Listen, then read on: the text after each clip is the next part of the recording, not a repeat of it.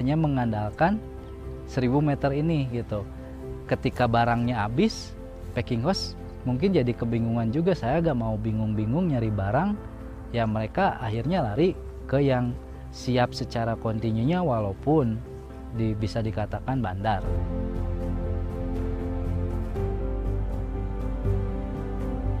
Jadi ketika misalkan harus ditanam dengan sistem pola tanam itu, jadi mereka nggak mau gitu. Katanya itu, Pak, tanggung kalau misalkan nanti tanam, misalkan yang punya lahan 2000 meter, saya suruh pola misalkan per 1000 meter, tanggung gimana kalau misalkan pas ini dapat harga bagus, yang lainnya dapat jelek gimana gitu. Karena apa? Pola pikir dari si petaninya mungkin belum dapat juga. Jadi ketika misalkan dengan sistem pola tanam itu keuntungannya apa gitu. Karena si petani saat ini belum dapat pasar yang pas untuk pasarnya sendiri, ya makanya mereka ketika saya giring pun untuk sistem pola tanam itu agak susah juga.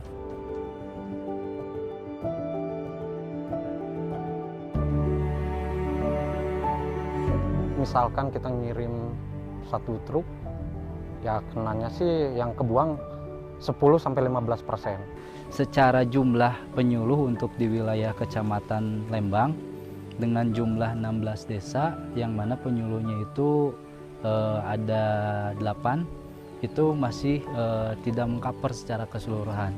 Karena idealnya itu satu penyuluh itu megang 1 desa. Ya kita perhitungan berapa gitu angka yang dikeluarin ketika kita sewa dan ketika kita memiliki gitu kan. Soalnya katanya mahal gitu kan. Kalau dilihat dari akurasinya itu paling ya 5:5 lah. Kalau yang udah dari 1 hektar ke atas itu orangnya hidup katanya nggak mau diurus sama orang lain. Dianggapnya udah gedean kapital gitu. Kalau yang kecil ya tanahnya juga sedikit, ngapain gitu ikut kelompok gitu. Katanya ribet katanya. The problems of Indonesia's agriculture are there, waiting for us to solve.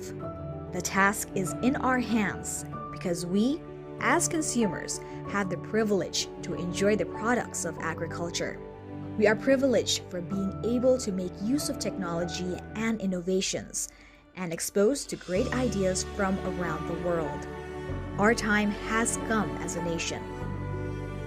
Join our movement to support local farmers so that they can have better livelihoods and a brighter future.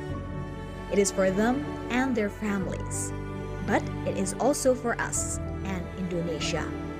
We are calling for Indonesia's brilliant minds to take this challenge.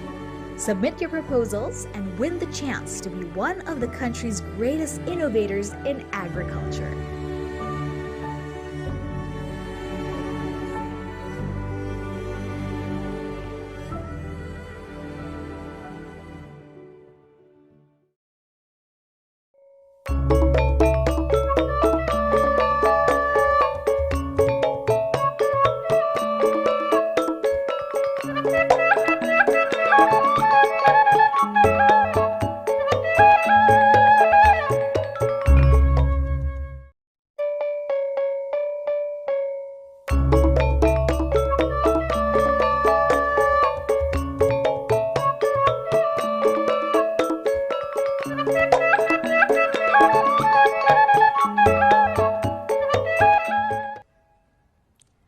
Assalamualaikum warahmatullahi wabarakatuh. Good morning, ladies and gentlemen.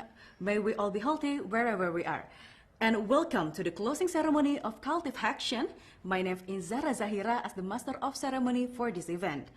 And I would like to extend a warm welcome to Your Excellency Bapak Muhammad Ridwan Kamil as Governor of West Java, Bapak Robi Darmawan, Head of Center for Data Information, Ministry of Agriculture, Republic of Indonesia, Profesor Arif Satria as Rector of IPB University, William Sonneborn, Senior Director, Disruptive Technology and Fund IFC, Mrs. Dina Umali, Practice Manager, Agriculture and Food Global Practice, East Asia Pacific of the World Bank, Mrs. Leslie Goh, Senior Technology Advisor, World Bank Group, Bapak Pamitra Wineka, CEO Tanihub Group, Bapak Kelvin Wijaya, CTO Tanihub Group, Bapak Luki Gani, Chief Operation and Director of Marketing Microsoft Indonesia, Bapak Panji Wasmana, CTO Microsoft Indonesia, Bapak Wesley Harjono, Managing Partner Plug and Play, and to all the distinguished speakers, ladies and gentlemen. So ladies and gentlemen, singing in Indonesia National Anthem, Indonesia Raya.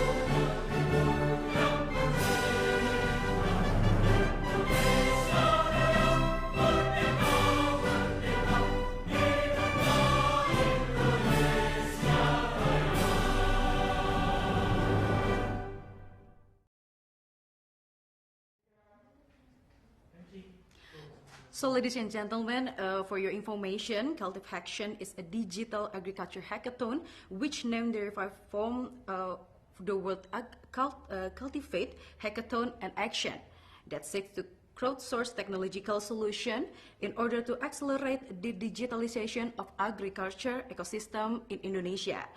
In Cultivhacktion, the innovators are invited to develop solution covering three main themes. First is improving agriculture, productivity and resilience to shocks, including the climate shocks. The second is expanding farmers, access to input, markets, and finance. And the last is supporting data-driven public sector decision making. And from all the ideas submitted to us, the judges had shortlisted the top 10 themes. Yeah, the top 10 themes, then further refined their solution, guided by prominent mentors in agriculture, business, and technology. So now let's take a look to the top 10's eliminate profile and the solution they developed.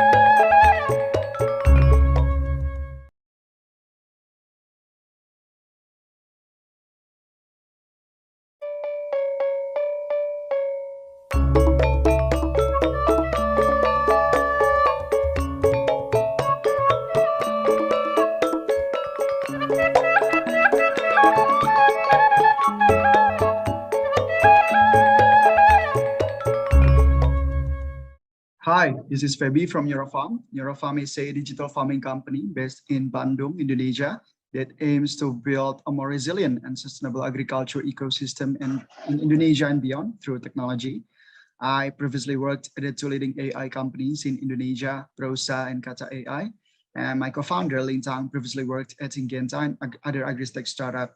We are a team of 12 people, and together we combine our unique experiences in agriculture, software, and machine learning to tackle one of the biggest challenges facing mankind: how to feed the world sustainably. As human population continues to grow and the demand for food is increasing rapidly, however, up to 40% of global yield is lost due to pest and crop disease, or around $220 billion annually. This is a threat for global food security and also financial burden for farmers in Indonesia and around the world. At Neurofarm, we believe that the power of innovation and technology can solve this. That's why we built the Ritania, an AI-powered super app that can help farmers to identify disease from only a photo, connect with experts, and learn about cultivation guidance in more than 140 commodities, and also disease management in more than 1,500 pests and diseases. Farmers can also receive personalized insights regarding weather, market condition, and farm condition.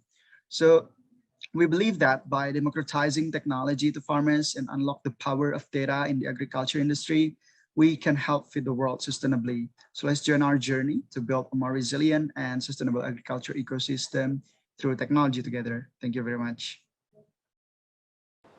Hi everyone, my name is Ahmad Alimuddin, CEO and co-founder Teman Pasar.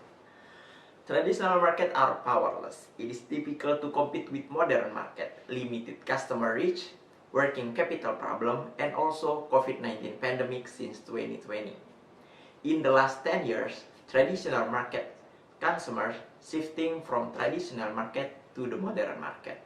Traditional market growth minus 8%, but modern market growth reached 31%.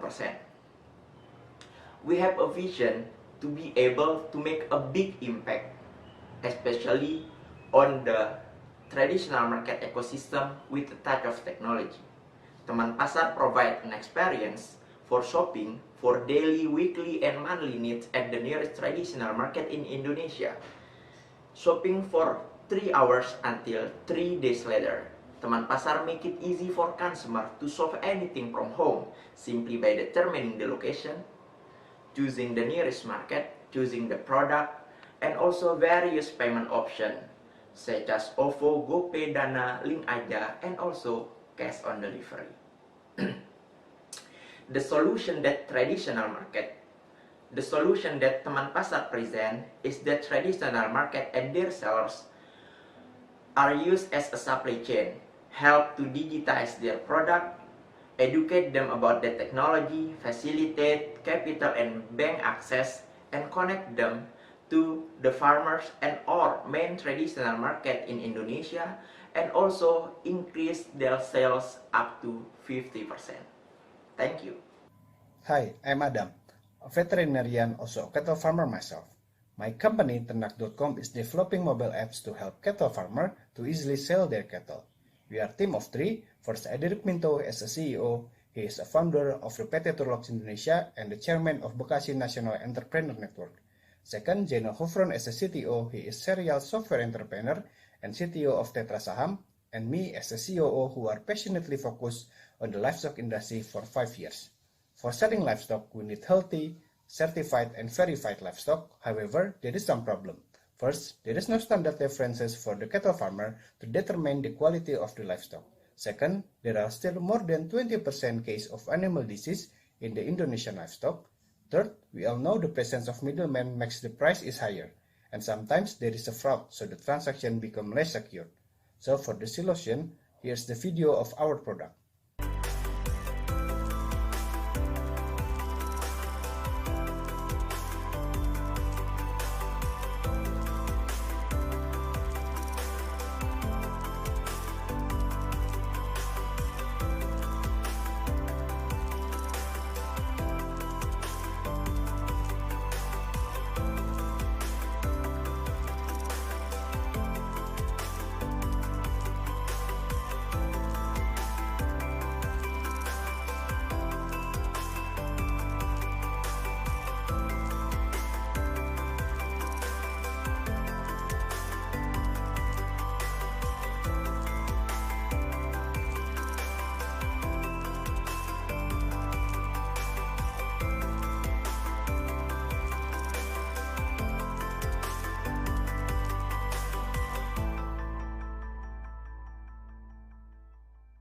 Hi, I'm Rafli, the founder and CEO of Agris Nusantara. Agris was founded in 2020 and our business is based in Surabaya. Agris is a platform that aims to improve the welfare of the fisheries industry for fair fish market.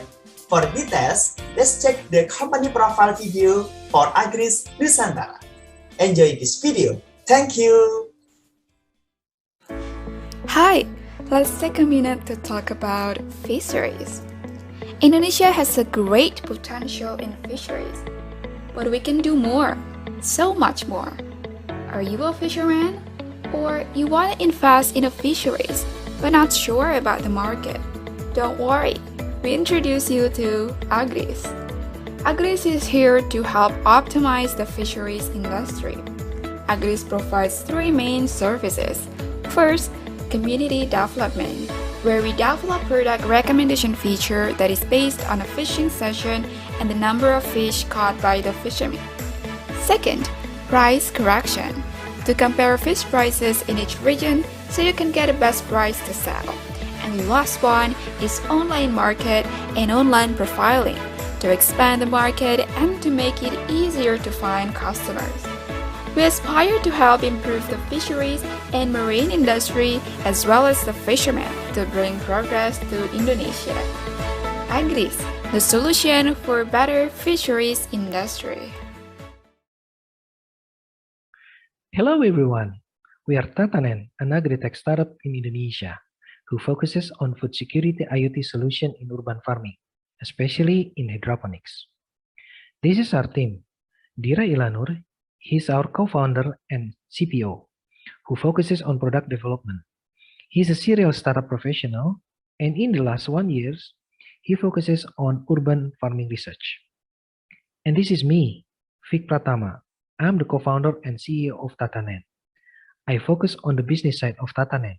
My professional background and networks hopefully could help Tatanen to grow larger. And this is my friend Haryadi. He's the co-founder and the CTO. He focuses on technical side of Tatanen solution. His background on microservices, backend developer, and software engineers could contribute to Tatanen's technical prowess. As we know, in 2050, it is predicted that world population will become 9.7 billion, and 70% of them live in urban areas. And it is happening also in ASEAN and Indonesia as we speak.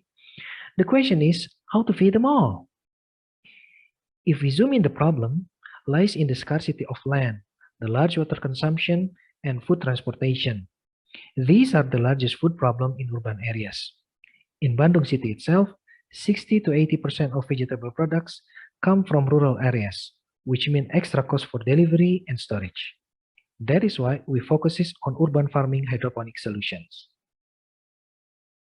We start with building solution from farmer side first, since they will become our future partners.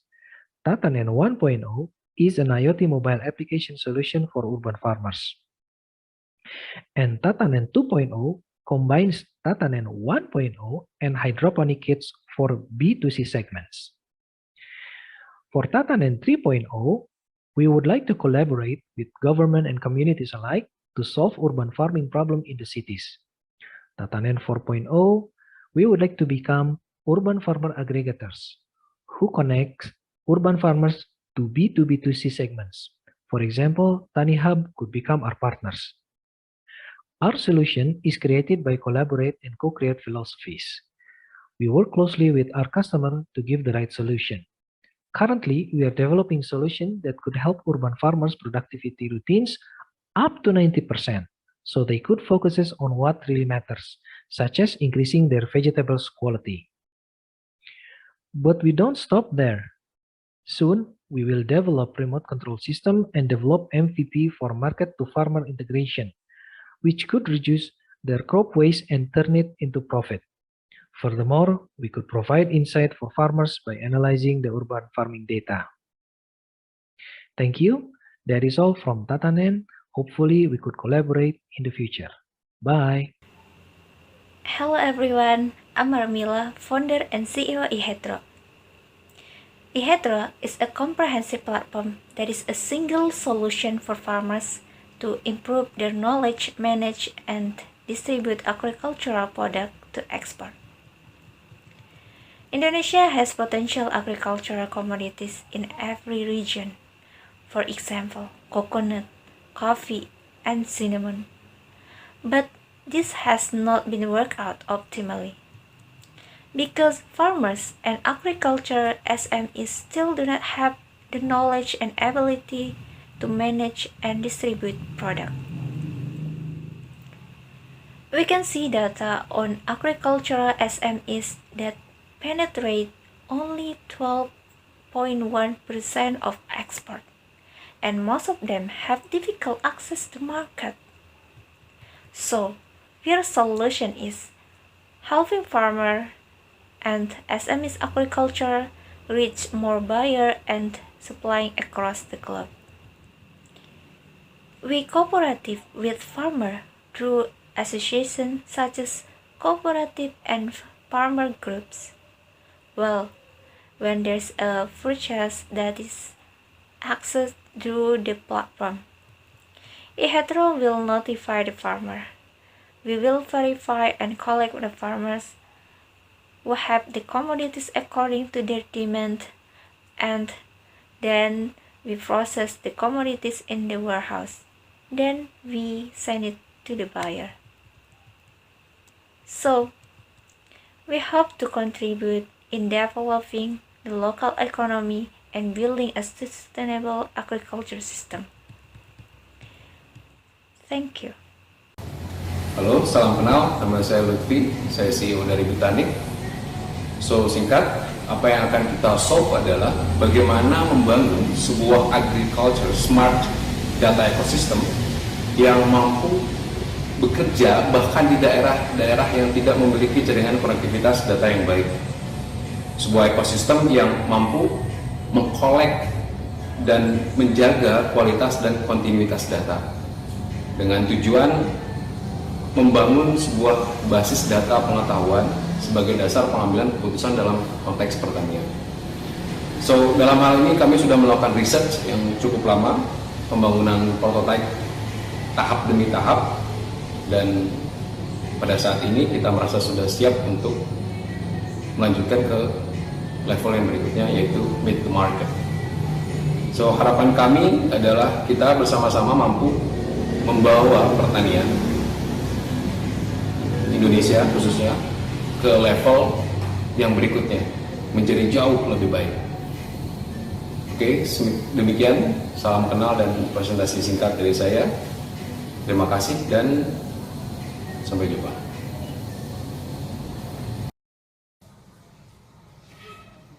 Halo, salam kenal. Saya Muhammad Hamdani, CBO dari Bitanik. Halo semuanya, salam kenal. Saya Agus Mulyana, CTO dari Bitanik. Terima kasih.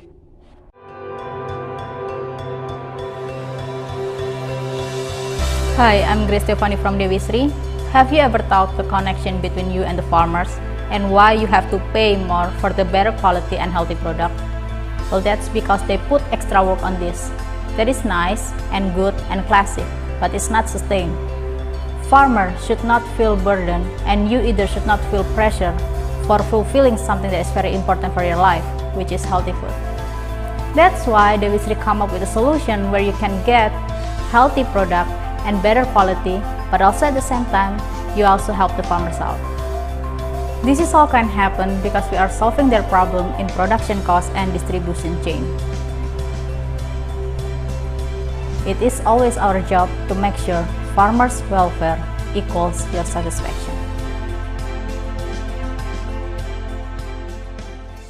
We at Dewi Sri develop technology with various use for farming purpose. The standard operating procedures we create are qualified to be used widely at Indonesian farm fields. Furthermore, we also maintain the traditional farming method to strengthen the yield.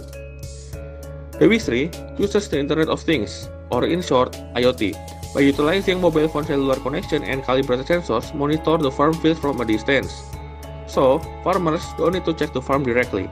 The farmers only need to check their smartphones, and the farm indicator data will be shown there in real time. Dewi Sri also developed an IoT-based precision farming. The data received will be sorted and processed by the agriculture experts, so the farmers will get suggestion of improvement based on the data according to the sensor in the field, making it more efficient and less blind farming involved in the farming process. With DWC technology, farmers will be greatly assisted in terms of flexibility. They can monitor the farms in real time whenever and wherever they are, without worrying the farm got ditched and untreated. The data processed by the agriculture experts also help them reduce the operational cost needed for the maintenance, increase the harvest yield, and maintain the harvest quality.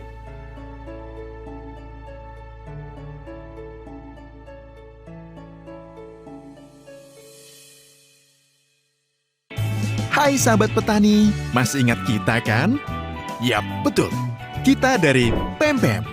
Karena dukungan kalian semua, sekarang Pempem sudah jauh lebih maju.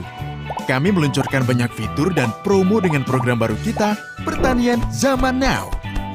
Pertanian Zaman Now bertujuan untuk membuat marketplace online agar seluruh anggota pertanian dapat berbisnis pertanian dengan teknologi terkini serta merasakan manfaatnya. Emang apa aja sih yang baru dari Pempem? Pertama, seluruh tampilan Pempem sudah berubah loh, dan cara penyajiannya pun jauh lebih mudah. Misalnya, untuk melihat harga, hanya tinggal tekan harga, dan semua harga yang dipasang dari jarak terdekat sampai yang paling jauh dari posisi kamu sekarang akan muncul deh. Daftar teratas merupakan lokasi harga terdekat sampai daftar terbawah, yaitu lokasi harga terjauh. Kedua, kamu sekarang nggak usah takut membawa banyak uang, salah hitung, ataupun antri panjang di bank, karena adanya fitur transaksi TBS non-tunai di aplikasi Pempem. Cukup dengan membawa smartphone, transaksi dapat dilakukan pengguna di mana saja dan kapan saja. Mudah banget kan? Ketiga, dengan catatan pinjaman digital, kini setelah catatan dibuat, pembayar juga akan ternotifikasi sehingga tidak ada perselisihan. Jika dilakukan dengan baik, informasi ini bersama dengan catatan penghasilan dapat membantu kamu mendapatkan pinjaman lebih tinggi loh. Keempat, adanya fitur evaluasi penghasilan, di mana dengan mengunggah slip transaksi, agen dan petani dapat melihat jumlah penghasilan per bulan. Untuk petani, penghasilan ini juga dapat digunakan untuk melihat produktivitas masing-masing kebun. Wow, tunggu apa lagi? Yuk download Pempem baru. Rasakan manfaat dan kemudahannya. Rasakan pertanian zaman now.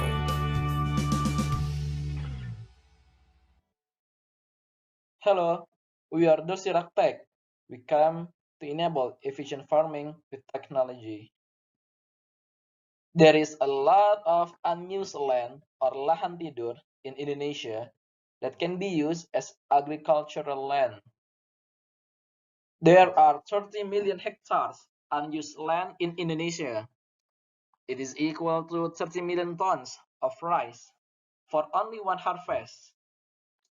It can provide the rice needs for 270 million Indonesian inhabitants for 1 year. But it's quite hard to manage the unused land. There is a hard time when we find a suitable land for specific crop and also find a suitable crop for specific land. Because of that, we provide Patani, Pilihan Tani Indonesia, a recommendation system for soil fertility and crop planting, especially in unused land. We use satellite, IoT sensor, and Microsoft services in order to provide our solution. The user will get their soil and crop recommendation from their own Patani application. With Patani, the user will have precision farming, lowering their process duration and less their manpower. And here is our team. Bagoes as the CEO, Ega as the IoT engineer, Nida as data scientist, Chandra as agriculture expert, and Salma as business analyst. Thank you so much.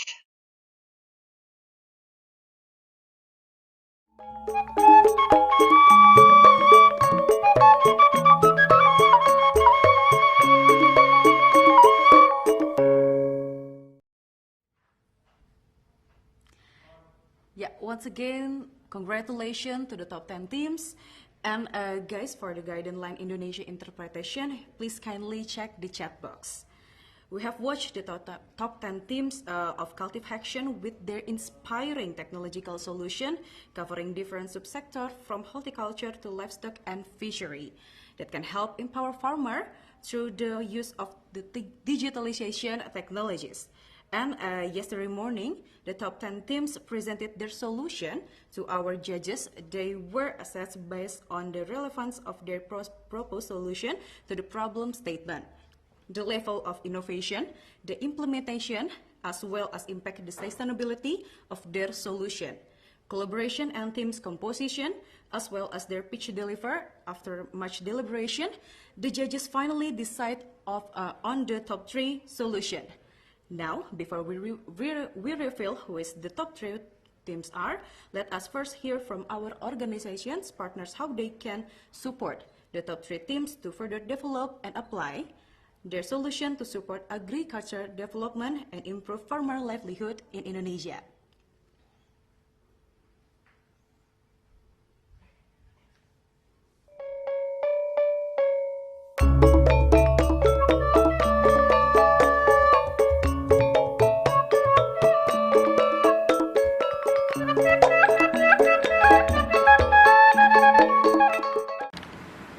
Assalamualaikum warahmatullahi wabarakatuh. Selamat pagi, salam sejahtera bagi kita semua, salam sehat. Yang saya hormati Bapak Gubernur Jawa Barat, Bapak Ridwan Kamil. Yang saya hormati Bapak Rektor IPB, Bapak Profesor Arif Satria. Yang saya hormati Bapak Ibu perwakilan World Bank, Microsoft, Tanihub, IFC, dan universitas, Bapak Ibu narasumber, dan para hadirin sekalian. Terima kasih yang pertama saya ucapkan dan apresiasi yang setinggi-tingginya kepada World Bank, Microsoft, Tanihub yang telah menyelenggarakan ajang ini, yaitu Cultivhacktion ini yang tentunya sangat bermanfaat bagi bidang pertanian. Kami dari Kementerian Pertanian, terutama Pusdatin, tentu sangat mendukung sekali ya, kegiatan ini sangat bermanfaat sekali. Yang kita tahu bahwa sektor pertanian saat ini sangat penting sekali, terutama khususnya di masa pandemi. Di masa pandemi, bahwa sektor pertanian lah yang masih bertahan. Ya. Sektor pertanian lah sangat penting bagi bangsa Indonesia, yang dibutuhkan oleh bangsa Indonesia, di mana seluruh masyarakat Indonesia pasti membutuhkan pertanian untuk kebutuhan pangan yang setiap hari kita tidak bisa tunda. Tentu di sini sangat berpengaruh sekali dengan ketahanan bangsa. Nah, sektor pertanian tentu sangat membutuhkan dukungan TIK. Ya, tidak hanya di lapangan, di sawah, dan di ladang, tetapi juga tentu kegiatan tersebut membutuhkan dukungan teknologi informasi. Ya, tentunya dukungan teknologi informasi ini untuk memudahkan para petani dalam hal meningkatkan produktivitas, memudahkan kegiatan petani supaya lebih efisien, supaya lebih cepat, supaya lebih produktif, dan supaya memudahkan para petani untuk memasarkan produknya, tentu yang bisa mensejahterakan para petani. Nah, kegiatan ini sangat baik sekali, terutama untuk mendorong para generasi muda, para milenial untuk menghasilkan solusi teknologi informasi yang sangat bermanfaat bagi para petani ya, di bidang pertanian ya. Nah, acara ajang Cultivhacktion ini ya, yaitu inovasi di bidang pertanian, yaitu untuk mencari solusi ya, yang berbasis TIK ya, tentu di sini sangat bermanfaat tentunya solusi-solusi tersebut ya, yang untuk meningkatkan produktivitas pertanian serta ketahanan, di mana ketahanan pangan ini bisa bertahan dengan guncangan-guncangan yang ada, baik itu yang telah kita rasakan yaitu pandemi, lalu juga akan adanya perubahan-perubahan iklim. Nah, tentu solusi ini bisa membantu para petani. Lalu juga solusi ini diharapkan dapat membantu petani dalam hal perluasan akses, ya, baik itu dari sisi input maupun dari sisi pada saat memasarkan, serta juga untuk membantu para petani memudahkan pengelolaannya. Ya. Nah, selain itu, inovasi ini tentu kami berharap bisa dimanfaatkan baik oleh petani juga para pengambil kebijakan yang memanfaatkan data dan informasi yang ada. Saya kira solusi ini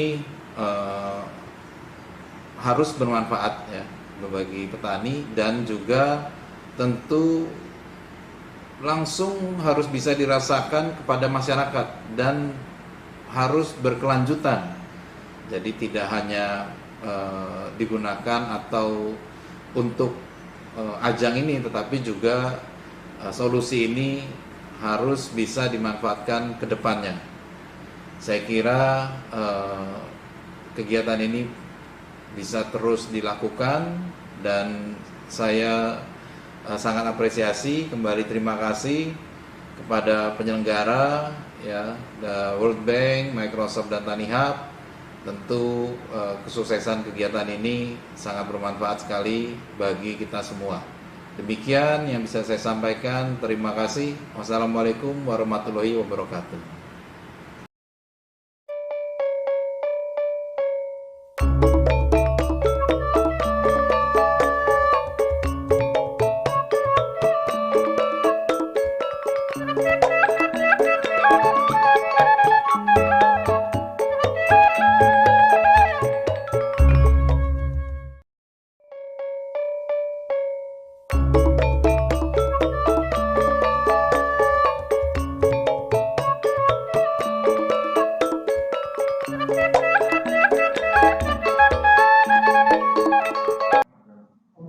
Huge congratulations to all those winners. The journey with Microsoft just began. After completing the journey of Cultivhaction 2021, becoming potential Microsoft ISV partner, are widely open for your company to partner with Microsoft, exploring our partnership with global partner solution team, and becoming one of the potential ISV partners that we can go to market together to introduce your solution with our team to our customer. Or you can leverage another solution or program as well, what we call it is startup program. At Microsoft startup program, you can have the many program and resources that you can choose and pick what's most appropriate for your organization to grow and further. That's an opportunity for us to stay together. Build a profitable ISV business very crucial. Microsoft has four platform to support all of you to build profitable ISV business. Number one, build your application on Microsoft, and Microsoft has the technology tools that developer loves, including GitHub and open source technology platform. You can enhance, you can embrace the solutions towards Microsoft from the source globally. Second, develop your strategy, being part of Microsoft global ecosystem. It's very crucial for us to partner with you on how we can connect the Made in Indonesia throughout the world. That's why the opportunity of selling your application it's about leveraging your Azure marketplace and benefit from the global reach. Someone, an organization or customer coming from different market can directly sell, can directly invite you to be part with on the application. You can have the marketplace throughout the world with Microsoft. And last but not least, you can connect with our partners. We have joined the largest ISV community. partners community you can select with. So that to enhance your business, enhancing the potential of the growth, not only from the local market, but throughout the international and global market. Once again, huge congratulations to those winners for Cultivhacktion 2021. We are looking forward to partnership to embrace the journey and empower Indonesia with Microsoft. Thank you very much.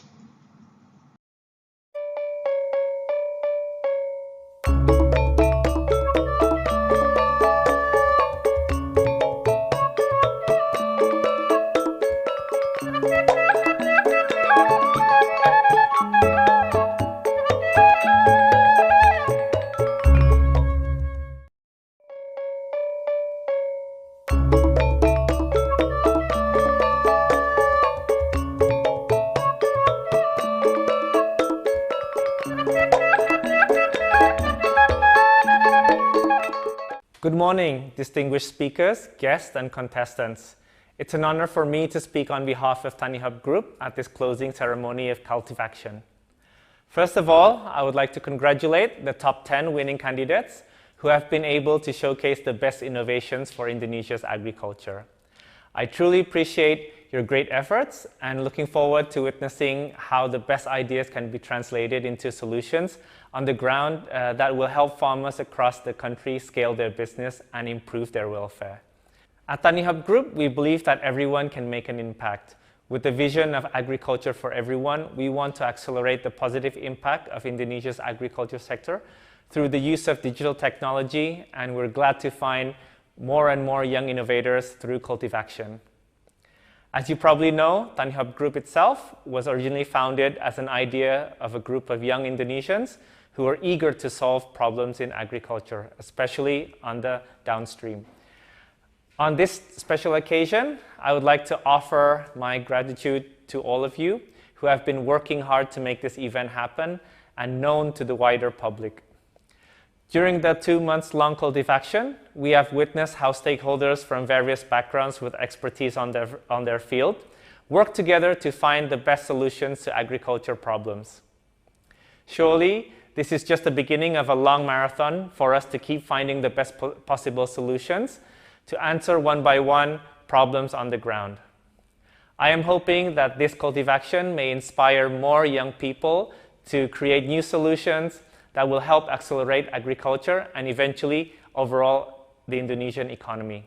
Finally, I want to assure you that TaniHub Group is committed to supporting the innovators and working with the stakeholders, including the government of Indonesia, to ensure the innovation will be implemented hand in hand with our current projects with farmers on the ground. Bertani itu hebat, menjadi petani itu keren.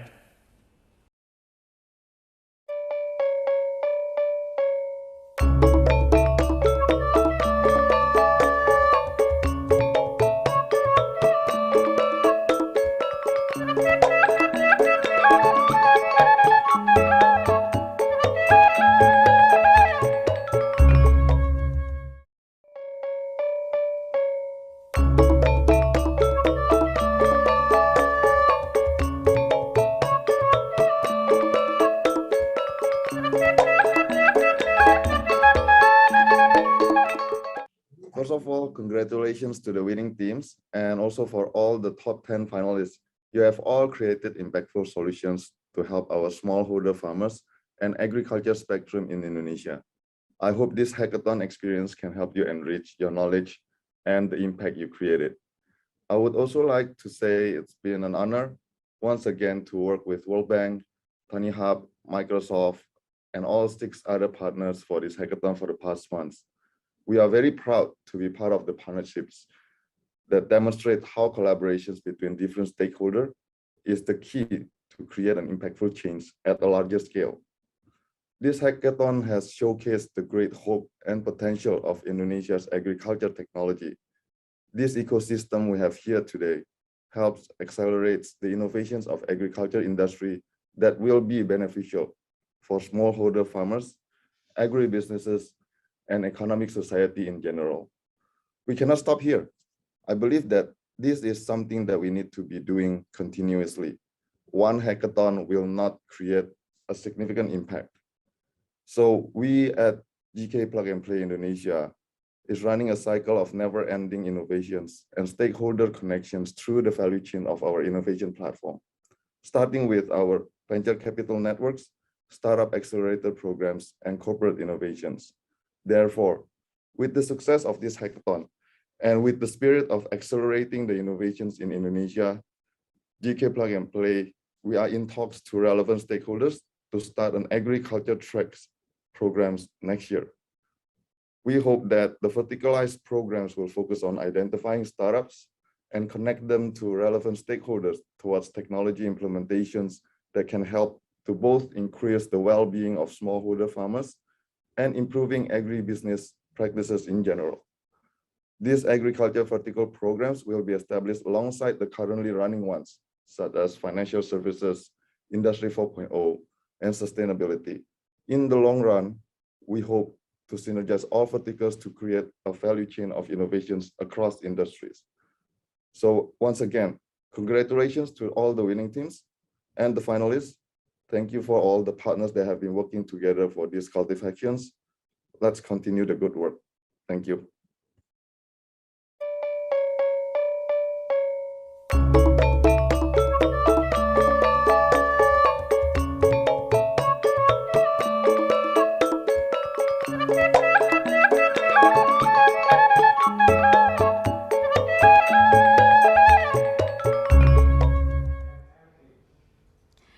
Okay, so now what we are waiting for and the most awaited announcement of the top 3 solution of Cultivhaction. So here are the top 3 teams with their solution.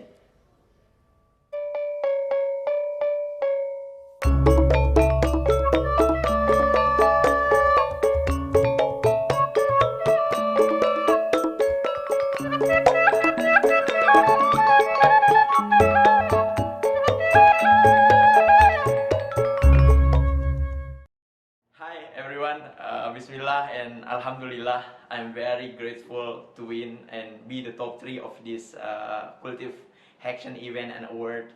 I don't know how to say and how to tell you how I'm very happy today. Thanks to Allah for everything in my life, and also thanks to my parents and my wife for always hear me, for always support my idea and help me to bring my dream come true. And thanks to all my team in Teman Pasar. This is for you guys. I'm nothing without you. And the last but not least, thanks to all the mentors, judges, and the committee of this event, this Cultivhaction event. And one more thing, thank you and love you all. Hi, I'm Angela from PemPem. We are very thankful for this recognition that's been given to us. This is only going to be the start for a long journey for many of us, so let's continue to fight hard for the dream and the solution that we envision that we want to build, and let's support each other along the way. Here, we want to thank the organizers, the judges, the mentors for generously giving your time and this platform for us to refine our ideas and also to amplify what we do. This is only the start for many more conversations that is to come to transform Indonesia's agriculture. Thank you so much. Greetings everyone, this is Freddy from your farm. I hope each and every one of you are doing well, wherever you are. I am very grateful of being selected as one of the winners at the Cultivhaction event. It's been an amazing journey, meeting so many talented people, witnessed so many inspiring solutions to the most pressing challenges in the agriculture sector. This makes me really optimistic about the future. If anything, everyone here is the winners. It's great to see the passion, the commitment to create better agriculture ecosystem for us, for the future. Thank you for the organizer as well of this event, the World Bank, Tiny Hub Group, Microsoft, and other stakeholders. Thank you for giving us the platform to innovate, especially for NeuroFarm, to spread our ideas and our works. I hope that through this event, we can create a ripple effect and trigger more innovations. Thank you for supporting NeuroFarm's journey to build a more resilient and sustainable agriculture ecosystem through technology. Thank you so much.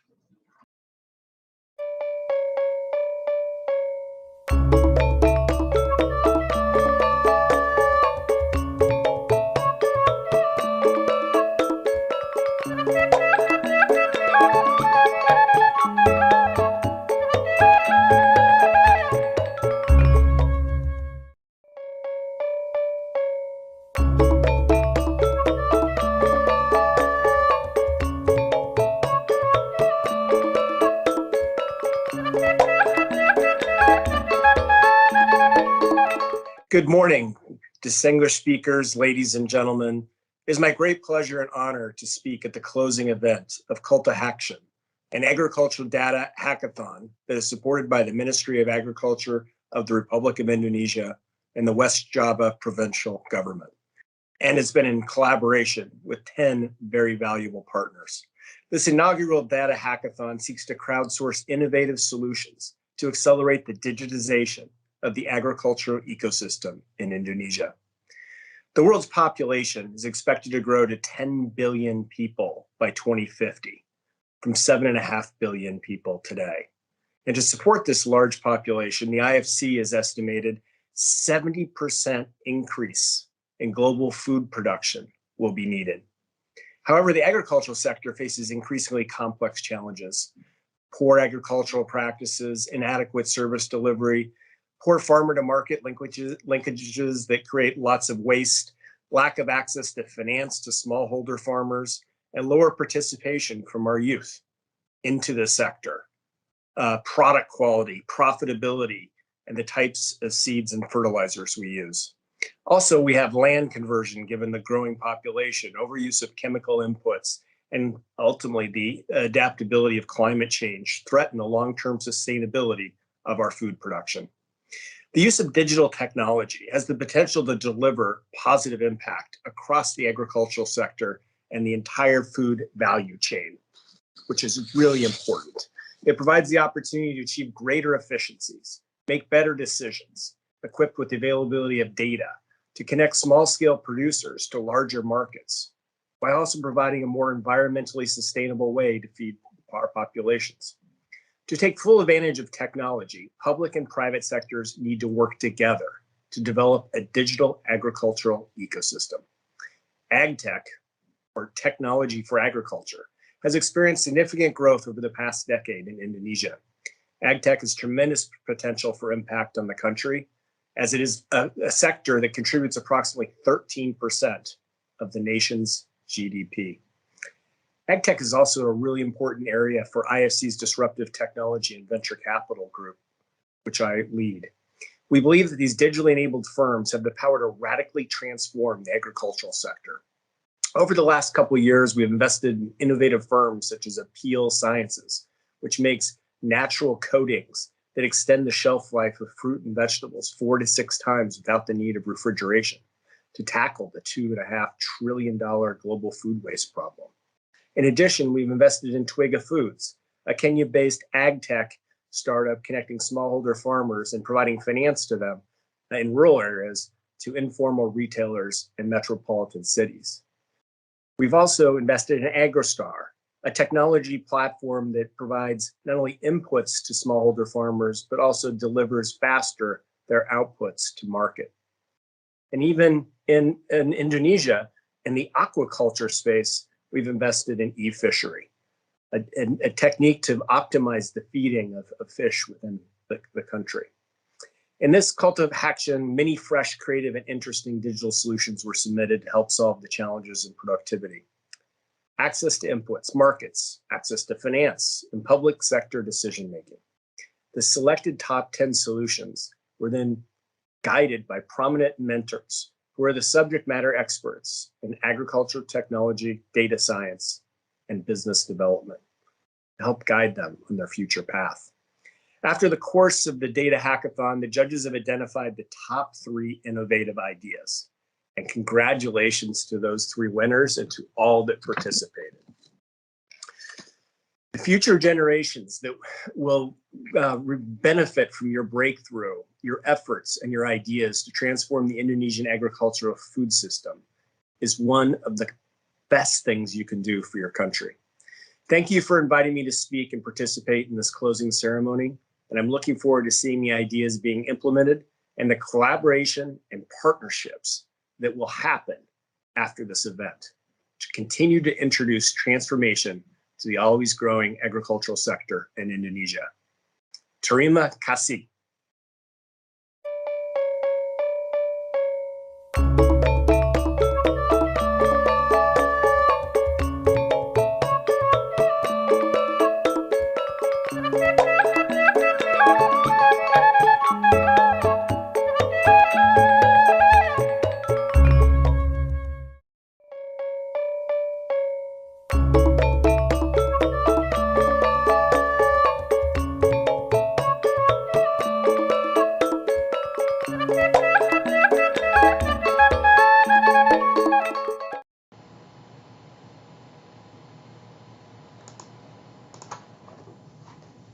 distinguished speakers, hackathon finalists, ladies and gentlemen. Good morning. After 2 months of intense activities, we have finally come to the closing ceremony of the Cultivhacktion. In this hackathon, we received many inspirational ideas and many technological solutions submitted by agri-tech innovators in Indonesia to address key challenges faced by the agriculture and food sector. First of all, I would like to take this opportunity to congratulate the top 3 teams with the most innovative and promising ideas from the Cultivhacktion. Congratulations and well done. I would also like to thank all the teams who have submitted their ideas, especially the top 10 teams who made it through to the preliminary round. I also wish to thank all our partners who have made this hackathon a success. I hope that all of you, our agri-tech innovators, have benefited from the experience and that the mentoring you receive will help you further develop your ideas. We look forward to these ideas crystallizing to provide new ways for Indonesia's agriculture sector to respond to existing and emerging challenges. And we do face many challenges. These include, how do we feed a growing and increasingly urbanized population whose food preferences are rapidly changing? How do we cope better with the ongoing COVID-19 pandemic? How do we sustain agriculture in the face of increasing resource scarcity and climate change? Now, to address these challenges, it is essential to maintain and enhance agriculture's productivity, sustainability, and competitiveness. And digital agriculture technologies can help Indonesia respond to these challenges. It can also be a vehicle to support low-carbon green agriculture development, which would help the government achieve its climate mitigation and adaptation targets. Now, to ensure the promotion and scale-up of digital technologies adoption in agriculture, especially by the many smallholder farmers in Indonesia, the public and private sector working together will be key. This means building on the strength of their complementary roles. The government could strengthen the enabling environment to promote and foster innovation, while the private sector could develop and deliver solutions based on sustainable business models. And the Cultivhacktion is an excellent example of how public and private actors could come together to nurture the country's agri-tech talents. Now, supported by the Ministry of Agriculture and the West Java provincial government, the Cultivhacktion is a collaboration between the World Bank Group and the Tani Hub Group, Microsoft, GIZ, FAO, IPB University, Grow Asia, Plug and Play, Data Science Indonesia, Planet, and MDI Ventures. Now, the question we face now is that what more needs to be done to help Indonesia's agri-tech innovators further develop and take their innovative solutions to scale. And I hope that the hackathon has helped open doors for more and stronger public-private partnerships to support the digital transformation of the agriculture sector, including in nurturing Indonesia's agri-tech talents. I also hope that the hackathon has inspired Indonesia's innovators to continue developing solutions to tackle key issues in agriculture.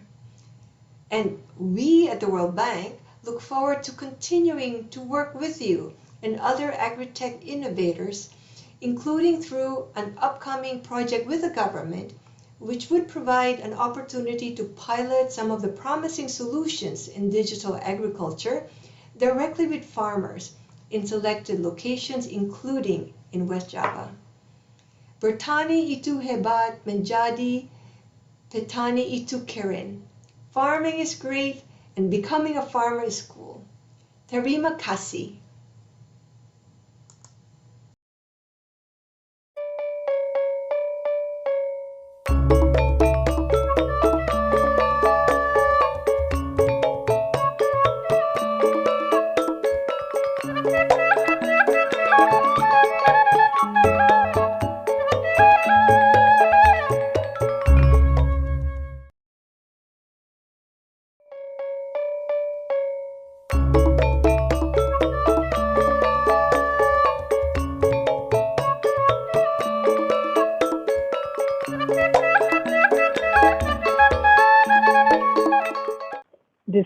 speakers, hackathon finalists, ladies and gentlemen.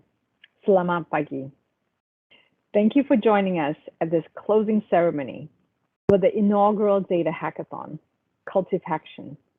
Today, we are thrilled to celebrate the top 10 teams of young innovators who are harnessing the power of data and digital solutions with fresh perspective to transform agriculture.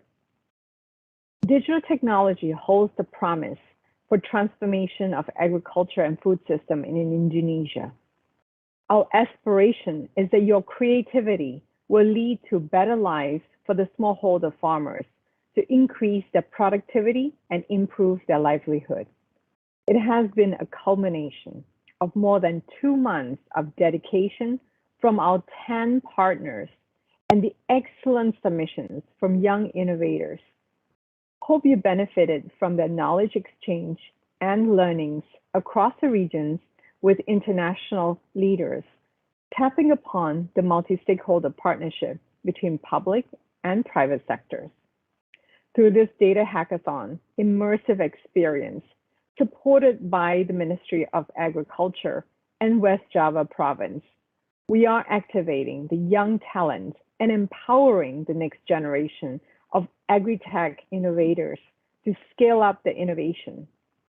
Let this be the start of a series of innovation initiatives so that together we can empower the highest potential to address Indonesia food systems challenges. Terima kasih. Sampai jumpa.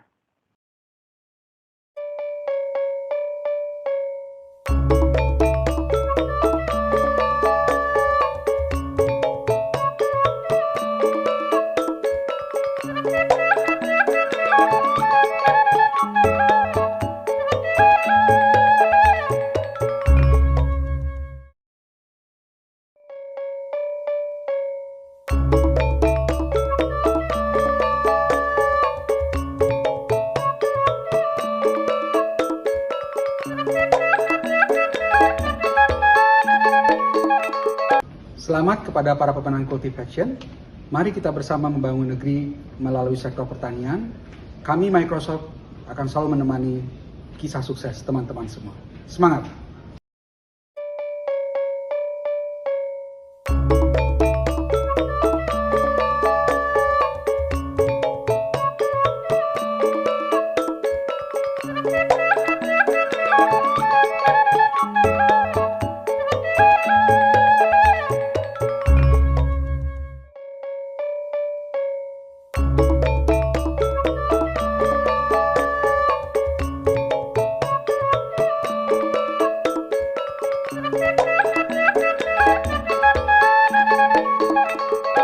Congratulations to the top 3 winners of Cultivhacktion.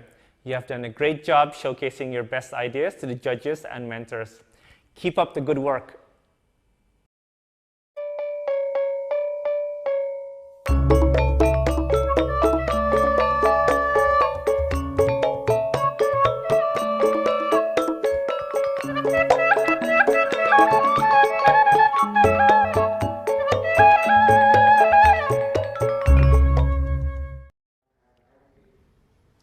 Okay, once again, congratulations, and I want to remind you that for the guideline Indonesian interpretation, kindly check the chat box at YouTube comment.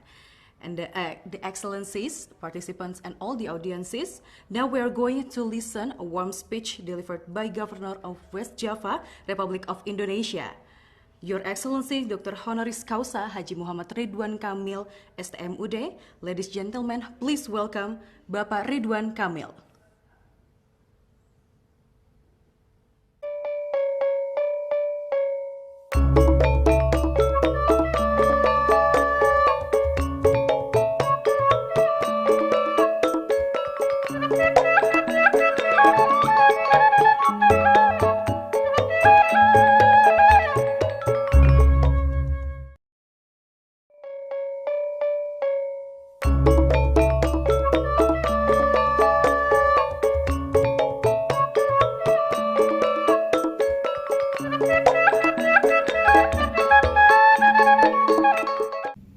everybody, my name is Ridwan Kamil. I'm the Governor of West Java, Indonesia. I would like to convey my appreciation for this Cultivhacktion event organized by the Ministry of Agriculture, the provincial government of West Java, World Bank, and all the sponsors. As you know, the hackathon, the code source event, coding event is very important because this is part of our mission in West Java to transform our civilization, our development, focusing on digital revolution. One of the most important economy, and it is survived during COVID, is agriculture. That's why technology, agriculture, if you combine, that is the future. So we are very supportive on anything related to enhance the productivity of our agriculture economy. As you know, early this year we launched what we call the millennial farmers because we have a crisis in farmers in villages. Young generation, they move to cities because they are thinking that in villages there is little hope in terms of economy.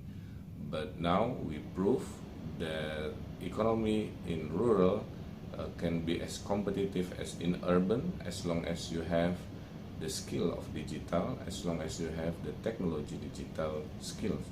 So therefore we are hoping millennial farmers, as an example, in West Java will succeed by the help of any application agri-tech technology during this event. So hopefully we will see the new economy, the new future. You live in the you live in the rural area, but you make money like you live in the city. That would be the future, as long as you have digital skill and technological skill. Once again, congratulations for Cultivhacktion of this event. Regards from me, Ridwan Kamil, Governor of West Java. Thank you.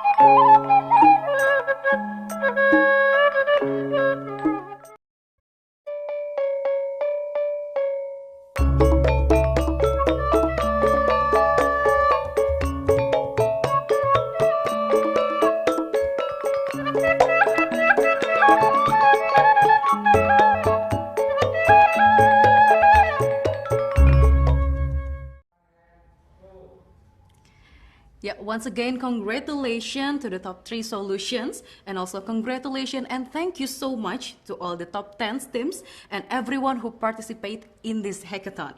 In our next sessions, we will hear from our international speakers about how to development in digital agriculture in transforming the sector and bringing impact to the life of smallholders, farmers worldwide.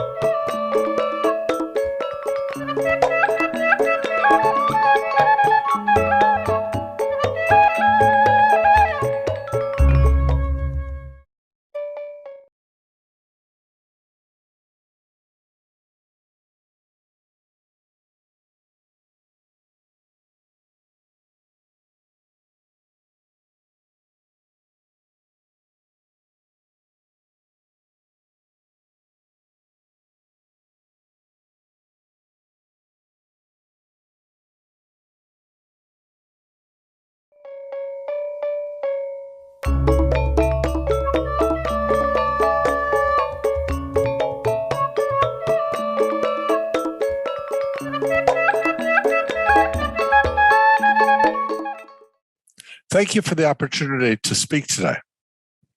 With COVID-19 and climate change, we're currently in the midst of a health, environmental, and socioeconomic crisis.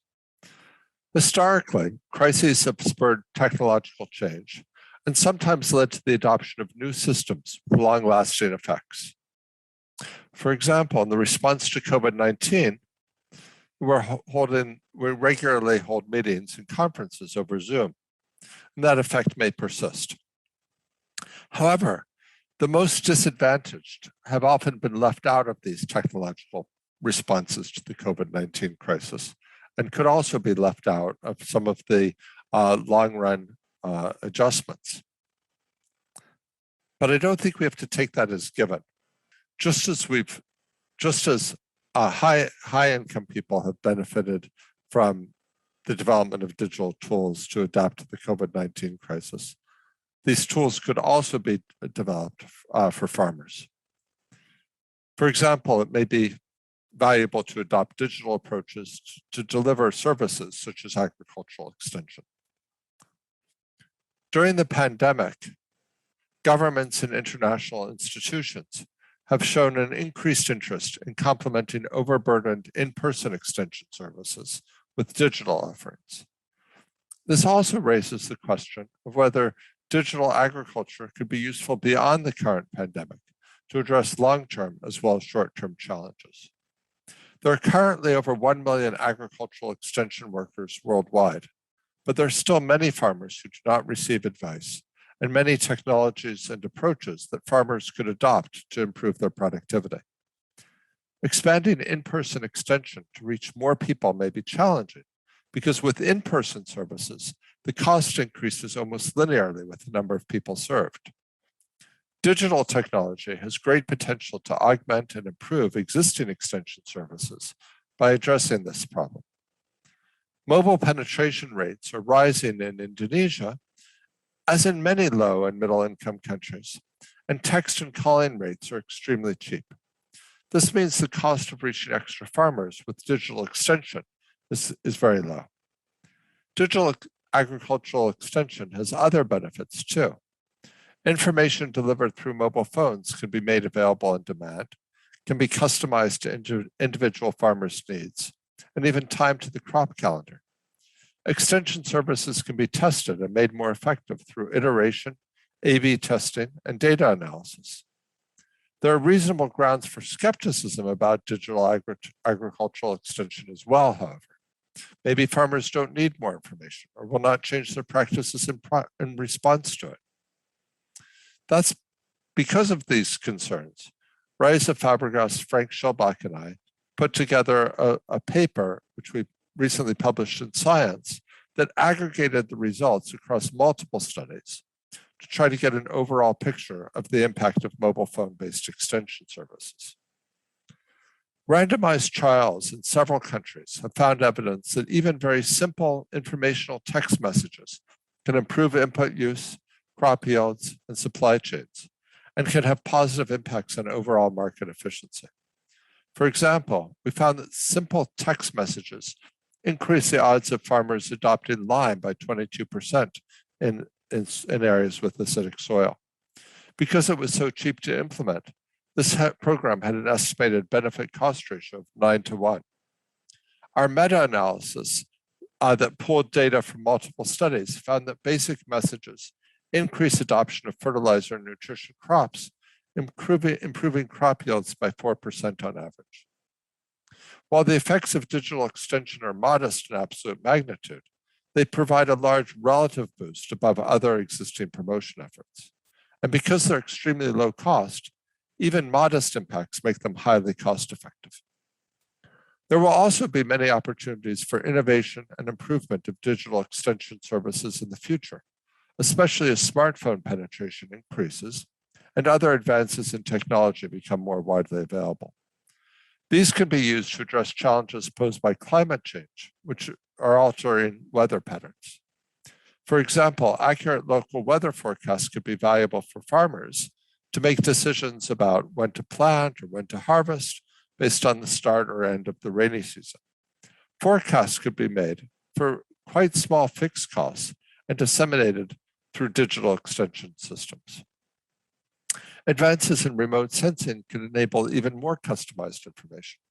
Machine learning and artificial intelligence could improve personalization, and two-way communication can enable large-scale data collection from farmers to provide better overall recommendations. What's the best way to organize these, and what's the role of the private sector and of governments? Well, I think both the private sector and governments have a role. I think there have been many attempts to use subscription models in which farmers pay for services to provide digital extension services, but most of them haven't succeeded. And economic theory suggests that it's very difficult to get efficiency in markets for information, in part because it's a public good and can be shared freely. It's hard to make a profit from selling it. However, there are other approaches to private sector business strategies that may be more effective. But even those will face some challenges. And I think the large benefit cost ratio from a social standpoint, together with the limitations of private sector approaches, suggest a role for the public sector or for telcos in providing these services. In particular, governments can either directly implement the digital agriculture programs and digital agricultural extension programs in particular, or they can partner with NGOs. And I helped found one NGO active in the area, Precision Agriculture for Development. So governments can, they could implement directly. They could do that in partnership with NGOs that have expertise in this area, or they could simply fund others to do it. I think one key thing is to make sure that we're continually experimenting, trying to learn the lessons from those experiments to innovate and improve services over time. And the key is going to be identifying flexible institutional models that permit partnerships to function and allow solutions to be taken to scale. I'm excited about Indonesia's progress in digital agriculture, and I believe that the field has enormous potential to improve farmers' well-being and address environmental challenges. I look forward to seeing what happens in Indonesia in this sector over time. Thank you.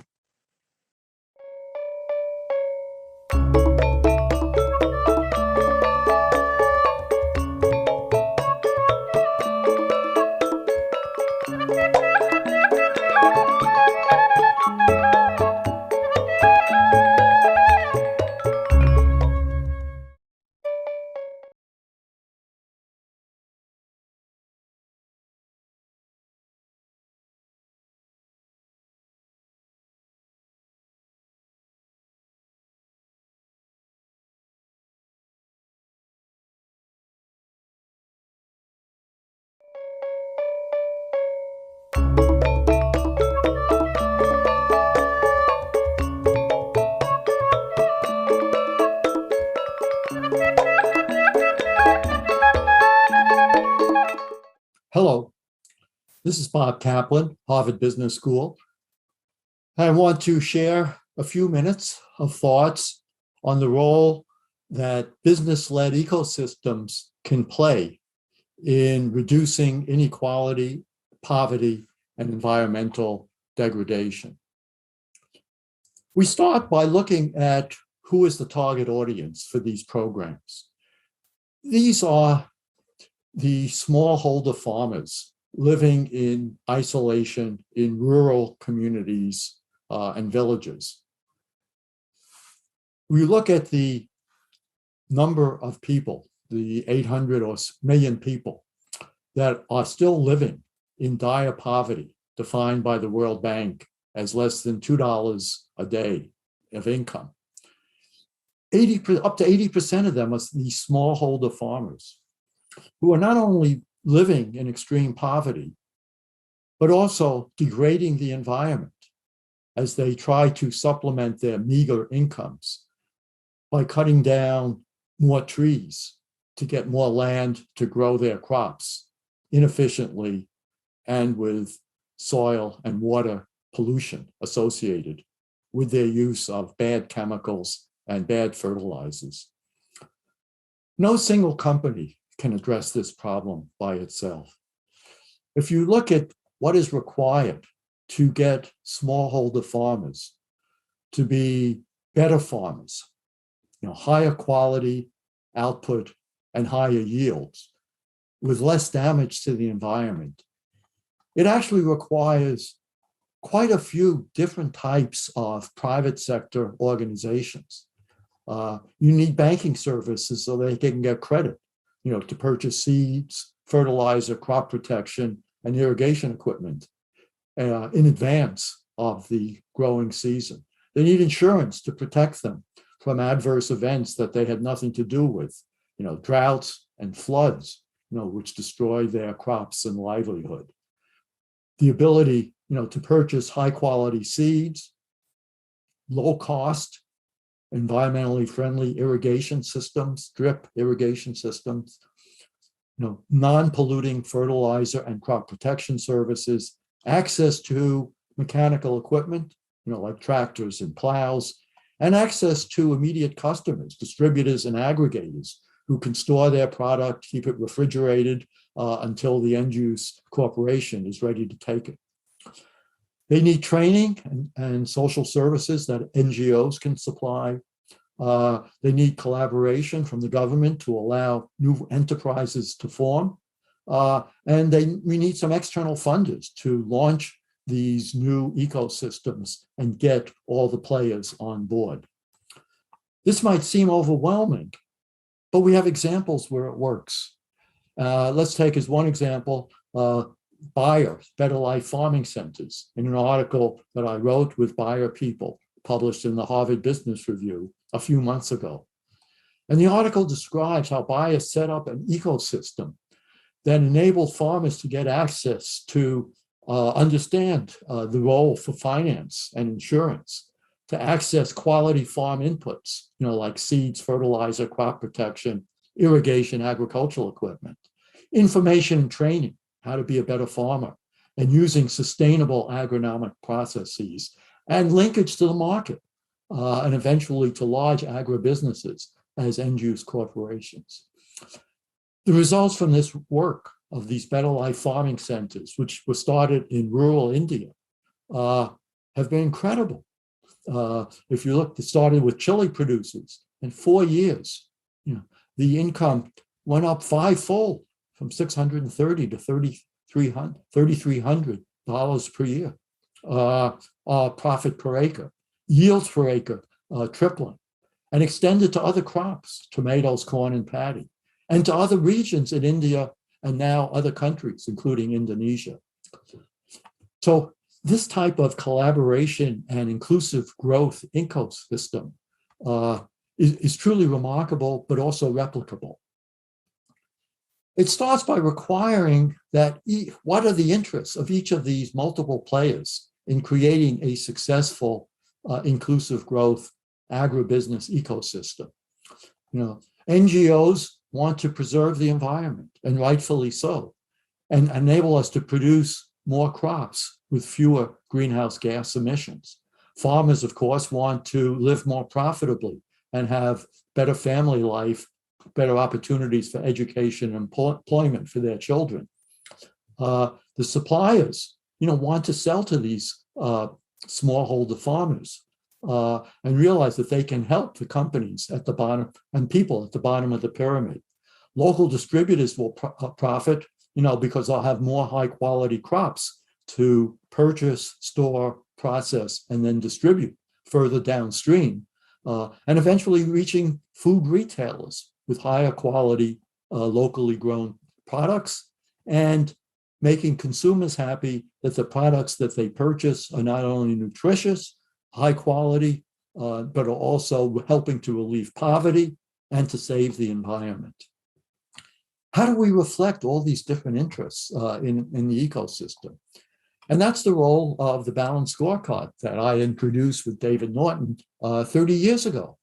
And the initial thought was to focus on private sector companies, a company at a time.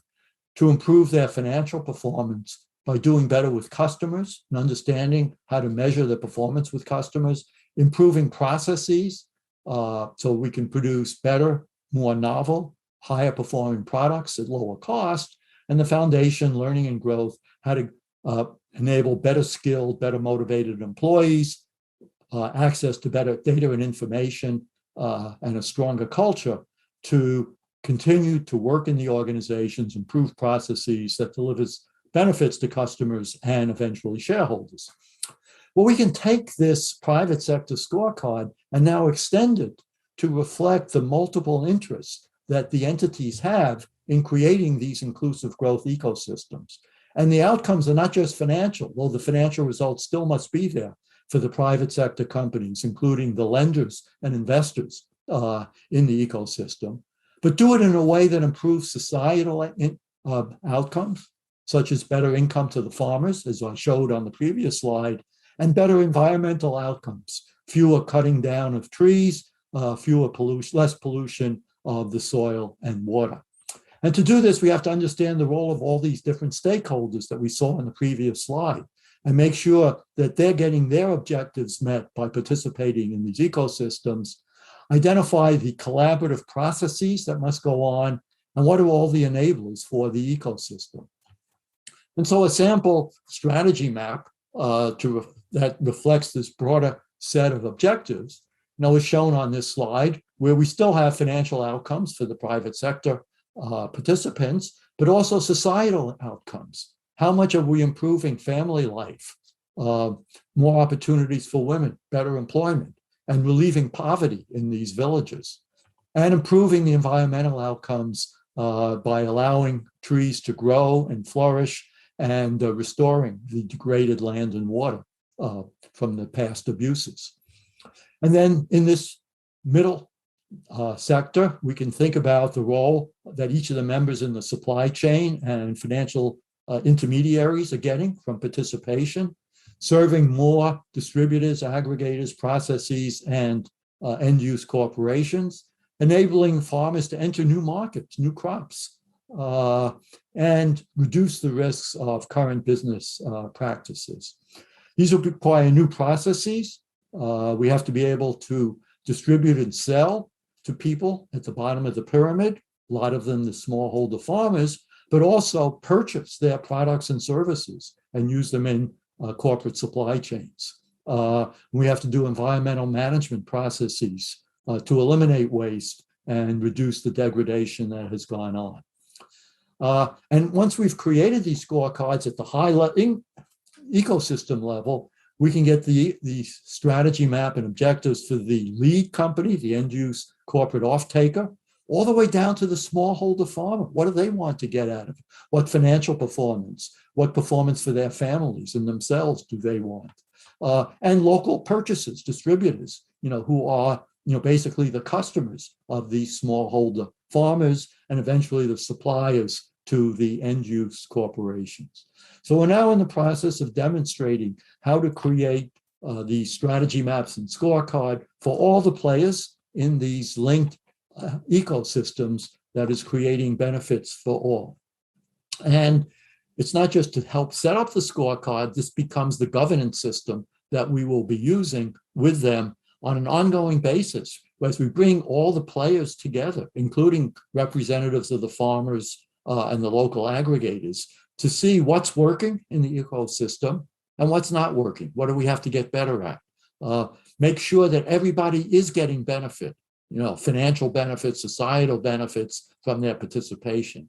And if we can do that, then we can not only create these inclusive growth ecosystems, we can sustain them for years and decades, contributing to reductions in poverty, reductions in inequality, increases in the food supply, which is now being grown in a sustainable manner. This is all, very exciting, but is all very doable. And I hope to collaborate with you as we go forward on this journey.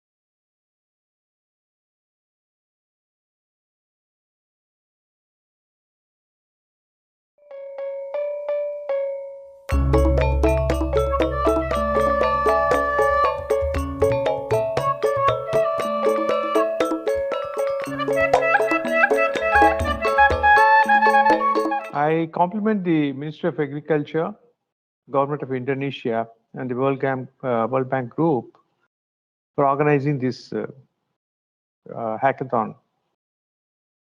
It's a very unique attempt to infuse innovation into agriculture with an impactful action on the ground at the same time. So it's all about, making a difference to the agriculture sector through innovation and digital agriculture. We have seen that in several countries, including Indonesia and India even, we have reached a plateau with all the technological innovations in the form of green revolution. Now we have to go with the fourth industrial revolution, as I see it, if we have to create a further enhancement in the productivity and production in the agriculture sector. Talking about innovation, innovation cannot be produced nor can it be procured through a formal process. It has to just happen. We need to kind of, as government, as a multi-stakeholder community, we need to put in place the necessary enablers for innovation to happen, as I see. There are three major innovating enablers that we need to think about. The first one is about the data. We need to have data on which innovation can be attempted in the first instance. So the data has to be accurate and real-time in the case of agriculture, and it should be accessible, of course, protecting the rights of the individuals involved at the same time. The second enabler is the digital ecosystem that produces the data required for innovation. So the kind of applications, the kind of platforms that we need to have to generate that data. It is kind of desirable that we think of an ecosystem approach here rather than a system approach, which is typical and traditional. The ecosystem enables the public sector and the private sector systems to interoperate in a seamless manner and produce a better effect as a result of this. So the third component or enabler is to establish the framework for public-private partnership. So here is an innovation, here is an agri-tech enterprise which has really got a brilliant idea. But how does it scale? How does it access the various data sets and scale across larger geographies and several countries? So we need partnerships to begin to happen in this space. So for which you need to have a framework which addresses the various requirements of a collaboration between the public and private sector. So the beauty of a PPP framework is that it combines the accountability of the public sector with the efficiency and agility and flexibility of the private sector. So net what I'm saying is that if we put the key enablers in place, I think innovation will happen very rapidly and in a way that will help the farming community in a much more meaningful manner.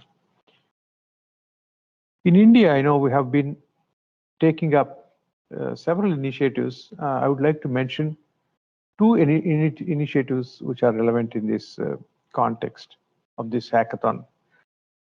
The first one is called IDEA, or India Digital Ecosystem for Agriculture.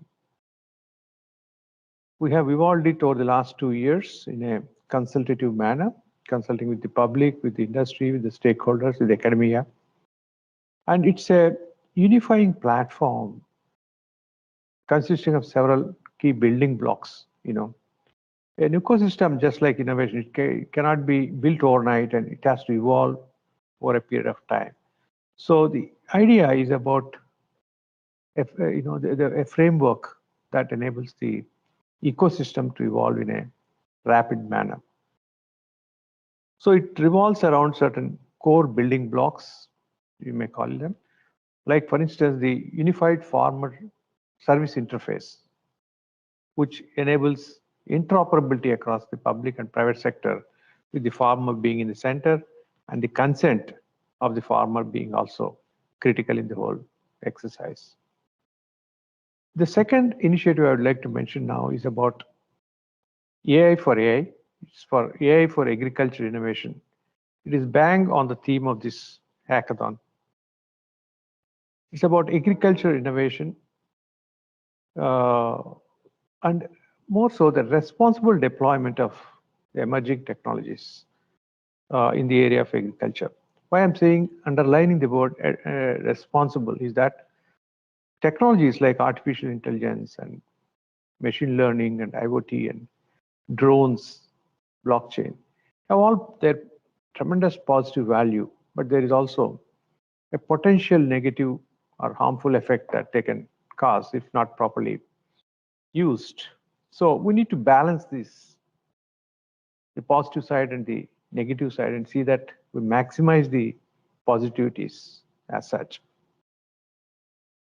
So AI for AI or AI for Agriculture Innovation project is the project promoted by the World Economic Forum, for which I am, a chief advisor to the India Center of the World Economic Forum.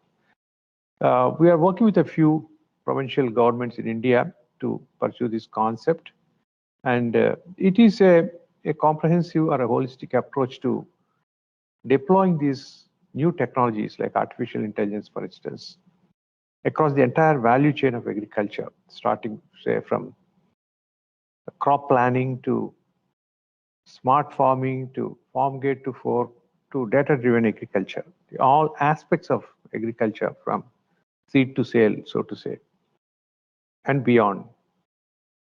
So the whole idea is to enhance the value or create new value in the various components of the value chain, agriculture value chain, and make a difference to the farmer in terms of productivity, in terms of profitability, in terms of convenience, transparency, and the future proofing of all this deployment, sustainability, equity. Small farmer holdings, how do you address their special needs? So these are all part of this very interesting, exciting project called AI for AI.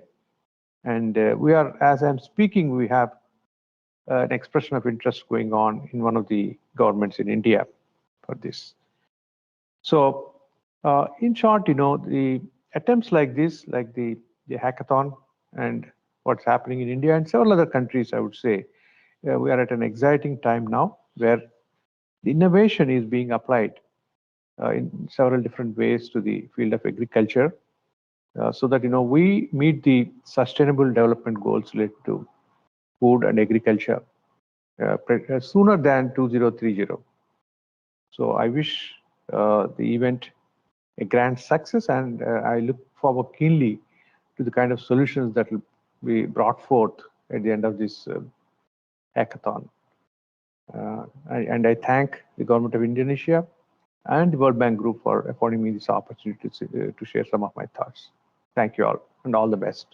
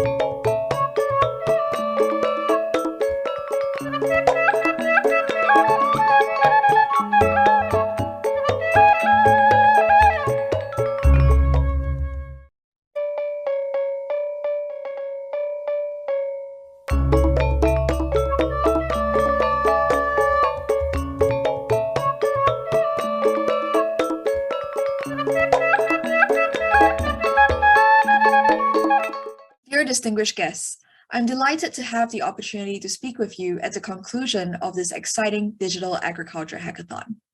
I'm Cindy Lim, Executive Director of Sustainability and Agricultural Impact at Pinduoduo. We at Pinduoduo are firm believers that engaging youth through technology is key to nurturing a stronger and more sustainable future for farming. Let me share with you in the next few minutes some of our experiences in China, which might provide you with some food for thought as you continue on your digital agricultural journey. So, who is Pinduoduo? Pinduoduo is China's largest agricultural platform. On our platform, over 850 million annual active buyers can make purchases of fresh produce and other agricultural goods directly from over 16 million farmers who are connected through our platform. In 2020, we sold over $256 billion worth of products through our platform, of which agricultural goods accounted for 16%, or $42 billion. So, how do we do what we do? Well, on our platform, farmers can sell to consumers just by creating a store where they can then have listings like this one for dried mango, as you see on the right-hand side of this slide. So on our platform, users would basically be browsing and checking out recommendations that are surfaced to them in their personalized feed. Our company was founded in 2015 and was designed for the mobile web. So it's designed for a very interactive shopping experience when you're on the go. And our slogan is together, more savings, more fun. So the whole idea is to make the shopping experience very interactive, very intuitive, so users can just browse and discover new products and share it seamlessly with their friends. Or alternatively, they can also just tap into product listings that were shared by their friends and join in with their friends to make these purchases. So the whole process becomes a lot more interactive and fun, just like how you're shopping offline, maybe in the shopping mall or in the market with your family and friends. On this slide right here, on the bottom of this mango listing, you can see that there are two prices, one in red and one in pink. The price in red is significantly lower and is the team purchase price that is available to users if they make a purchase together. And this price is all set by the merchants. They're able to offer these compelling prices because of the power of aggregating demand. And this is particularly important for perishables, where larger volumes of demand aggregated translate to greater visibility for the farmer. And therefore, they are then able to offer this very attractive wholesale price. By aggregating information about pricing and demand, this can be used by players across the entire value chain, including growers, retailers, distributors, and suppliers. This better data and visibility aids with planning and drives greater efficiency. Now, what we've achieved is connect farmers more directly to consumers across China by bringing the national food distribution chain online. This in turn widens the farmers' market and what empowers them to sell more and enjoy better prices. So what you see here on this slide is an example of garlic. On the top half of this slide, what you would see is a traditional distribution chain, whereby there are multiple layers of wholesalers, regional distributors, and other distributors before the product finally makes its way to the consumer at the retail outlet. So what this means is that the farmer is maybe only making about 2 RMB per kilogram of garlic, while the consumer ends up paying a significant 8 times price markup. Now, if we're able to have a better sense of where that demand is nationwide through the online platform, we can actually bypass a lot of the unnecessary transportation and moving around of these products, which contribute to the markup. The farmer on Pinduoduo, he can actually sell the garlic for 4 RMB per kilogram. So the consumer is paying a quarter of what they used to pay, and the farmer, after netting out the additional costs of doing the packaging and paying for the parcel delivery, still makes a 30% higher income. So this is a significant win-win for both farmers and consumers, and also helps to reduce the environmental footprint of the agri-food value chain by helping farmers send their products more directly to the end consumers. By empowering the farmer and lifting their incomes, they can now take on more ownership and invest back into their farms as well.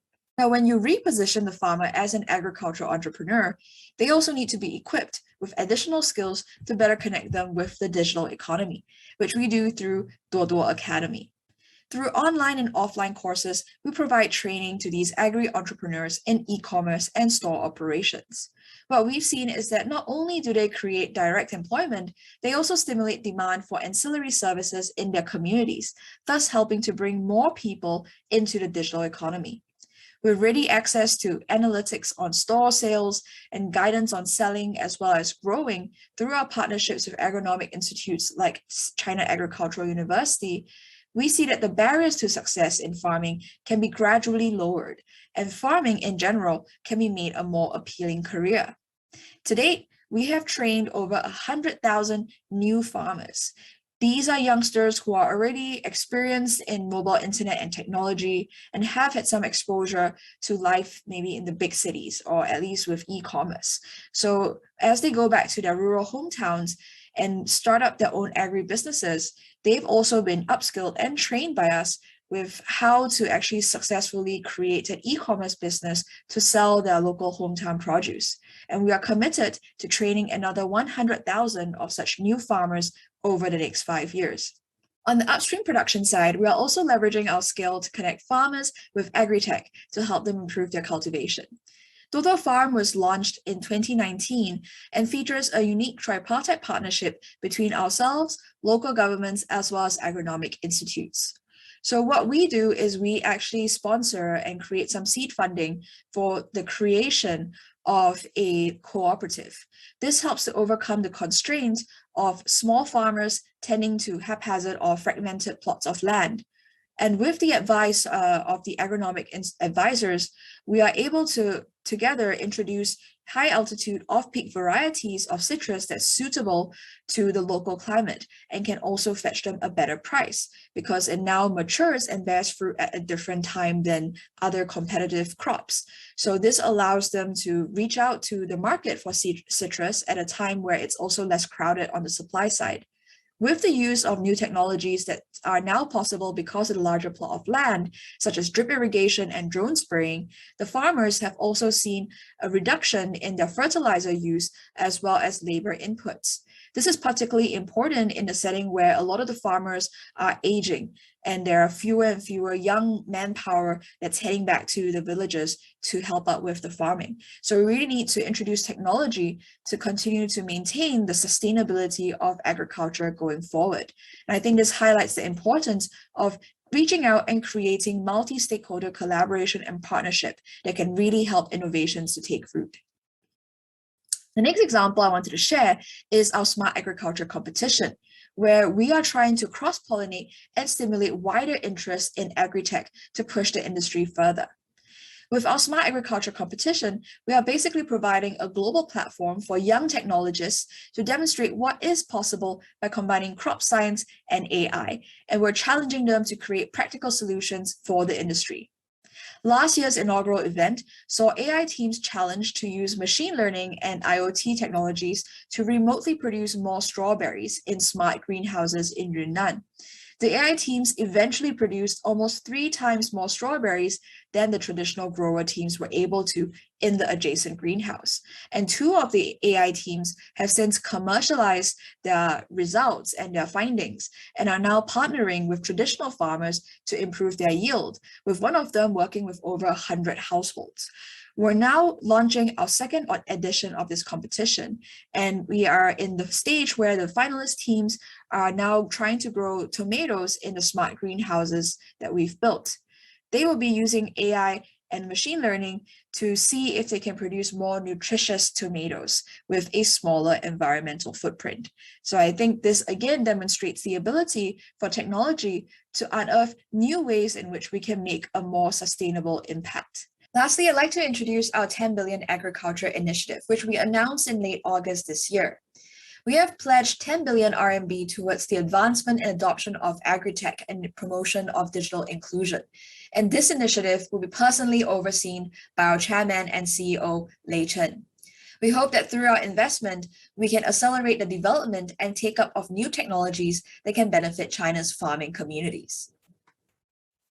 So in summary, some of the key takeaways from our experience that you might find relevant would be the following. First, human capital development is key to sustaining agri-tech digitization and transformation in the long term. We view human capital as not just a catalyst, but the essential fuel to sustain this long-term movement. We need to have youths who are willing to embrace agriculture and devote themselves to digitizing and modernizing this industry. And for them to do that, they must be convinced that there is a bright future in agriculture. So multi-stakeholder collaboration plays a big role in this and can help to bring in the needed resources and capital investments to improve the capabilities of farmers to grow well and sell well. Only then can we expect to see these young farmers flourish. A big part of that is also driven by digitization of agriculture. So with the digitization of the agri-food supply chain, for instance, on the supply and demand side, when we digitize that information and better match it, we can minimize food loss and waste. This then also translates to greater income for farmers. At the same time, when we're better understanding what is happening on each farm or at the crop level, we can also be much more efficient in our resource usage. So this again not only benefits the farmers' economics, but also paves the way for a greener future for agriculture. Thank you all for your kind attention, and I wish you all the very best for the journey ahead.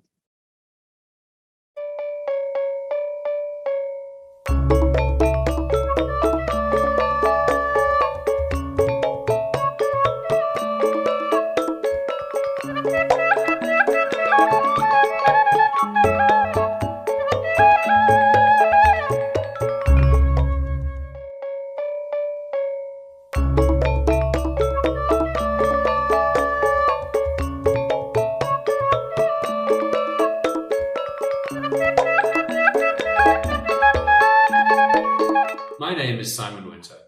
I'm the Executive Director of the Syngenta Foundation for Sustainable Agriculture. Our vision is a bright future for smallholder farming. And in order to create that future, we need to work with young people who are looking to create a sustainable and resilient and profitable future for farming. We need to work with entrepreneurs, with farmers, with people wanting to provide services to those farmers to create that bright future. In Indonesia, we're very proud to be partnering with Yayasan Agri-Sustainary Indonesia, or YASI for short. YASI is our local partner, and I will come back in a moment to tell you a bit more about what they do. But first of all, let me just recognize that agriculture and food systems are in transition. The opportunity to create this bright future is very much enhanced, potentially, by digital technologies. However, at this point in time, we are still seeing too many digital technologies working in isolation, not working as part of a vibrant and connected ecosystem. We need to help those digital entrepreneurs and innovators reduce the cost of their services, improve the efficiency of their services, and improve the specificity of their advice so that these services can become profitable ventures, whether they are standalone ventures or whether they're embedded in the provision of inputs or in supply chain opportunities offered by food manufacturers and retailers. In order to help young people access these technologies, particularly in low-income rural areas where we focus, we need to also have these digital technologies have a human face. The levels of digital literacy and the state of infrastructure in many rural communities is still relatively underdeveloped. And so we focus at Syngenta Foundation on developing agri-entrepreneurs, young people who want to see an entrepreneurial future by staying in their rural communities and helping with agricultural transformation. This means identifying a new generation of women and men who want to be these entrepreneurs, and then connecting them and training them and empowering them to work with digital innovators and offer digital services connected to the rest of what is needed by the smallholders. So back to YASI. YASI's focus in Indonesia is on sustainable intensification. And we do this in particular through the development of a network of local village-level agri-entrepreneurs running small one-stop shop solution centers, which we call Panchatani. These centers provide a combination of inputs, services, advice and training, market access, and access to financing. And they are complemented by insurance, agri-insurance services, through a program which we call Dana Pandan, and also through access to improved seeds varieties through commercialization of those varieties in an appropriate, accessible, and affordable way to the smallholders.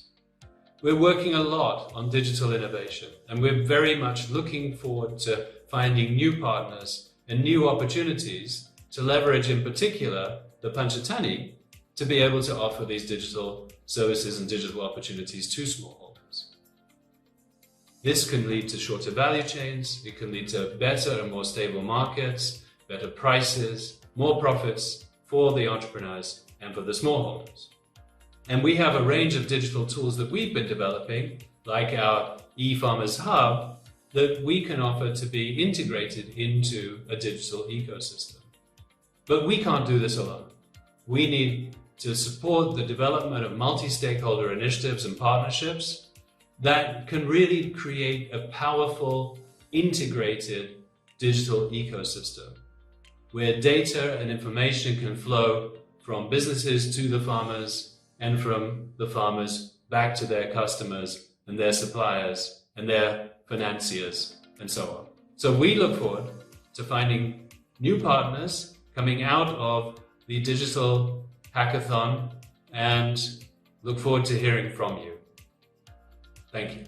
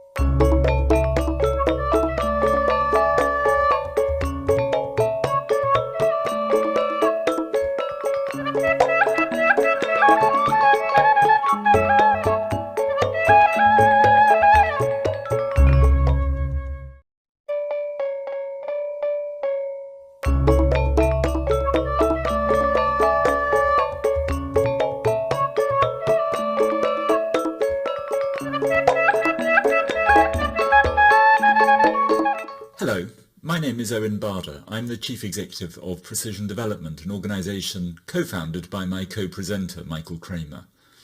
And I'm honoured to speak to you, the practitioners, the innovators who've breathed life and solutions into the Cultivhacktion over the past month. I thank the World Bank, the Indonesian government, the West Java provincial government, and all the partners for convening this important collaboration in the name of innovation and, critically, inclusion. At Precision Development, we build systems to share knowledge with the world's poorest and most disadvantaged people via their mobile phones.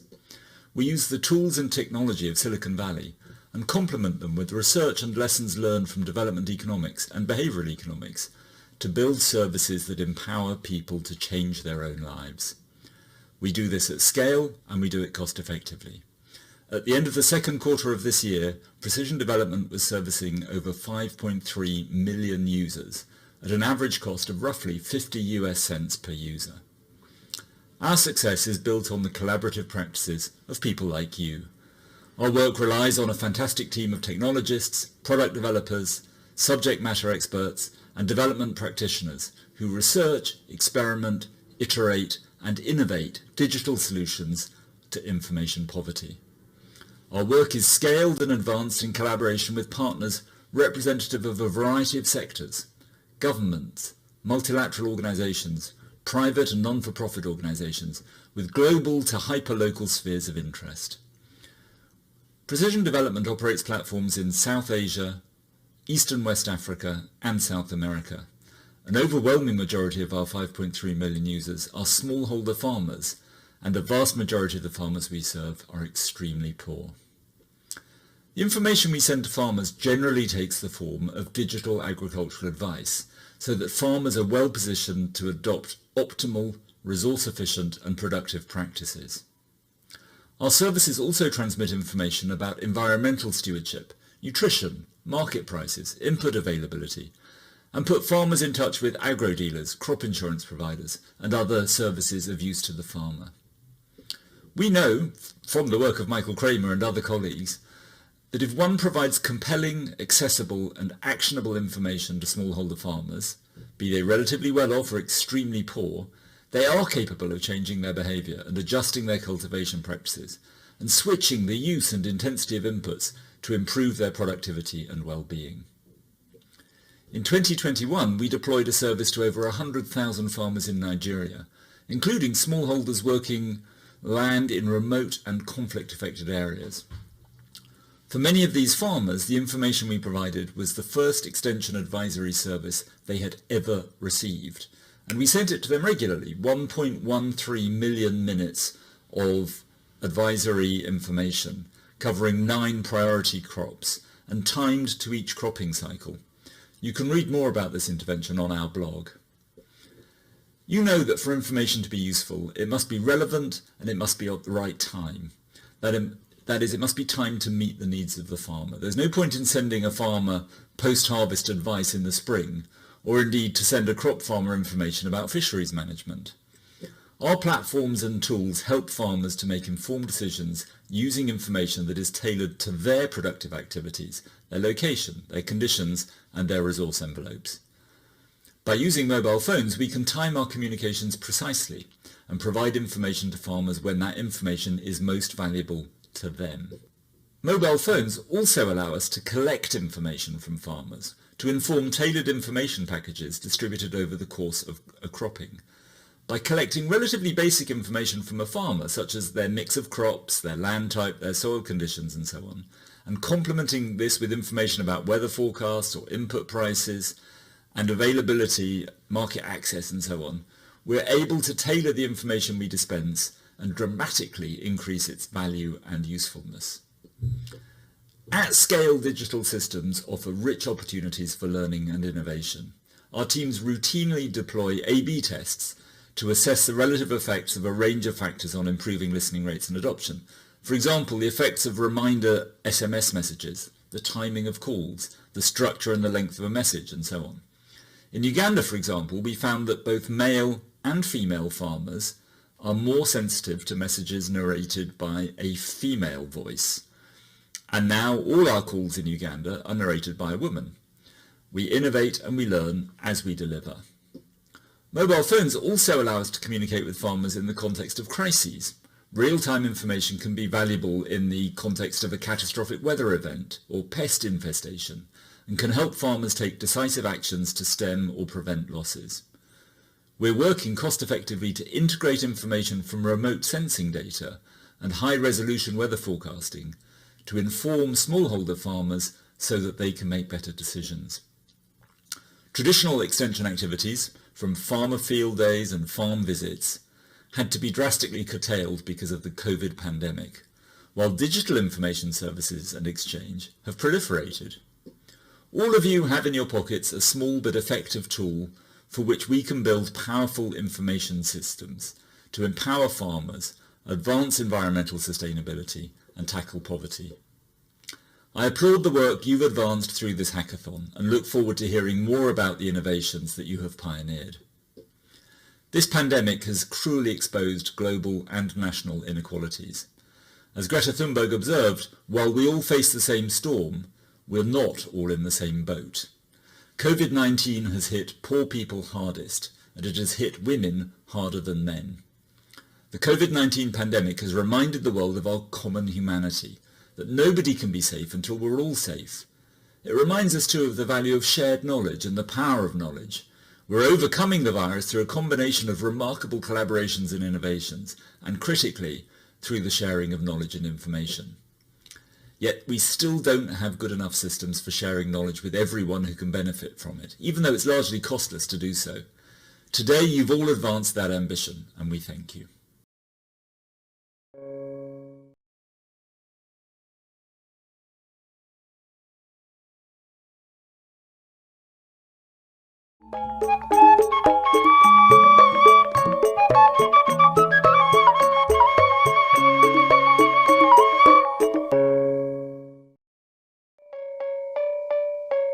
Hello,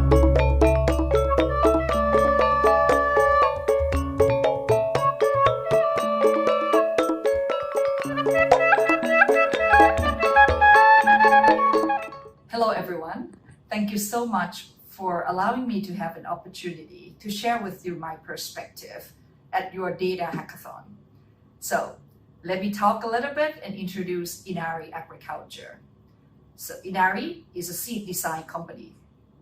So what we do is we create the seeds, this little unsung hero, to have an impact as nature positive outcome so we can have a better food system.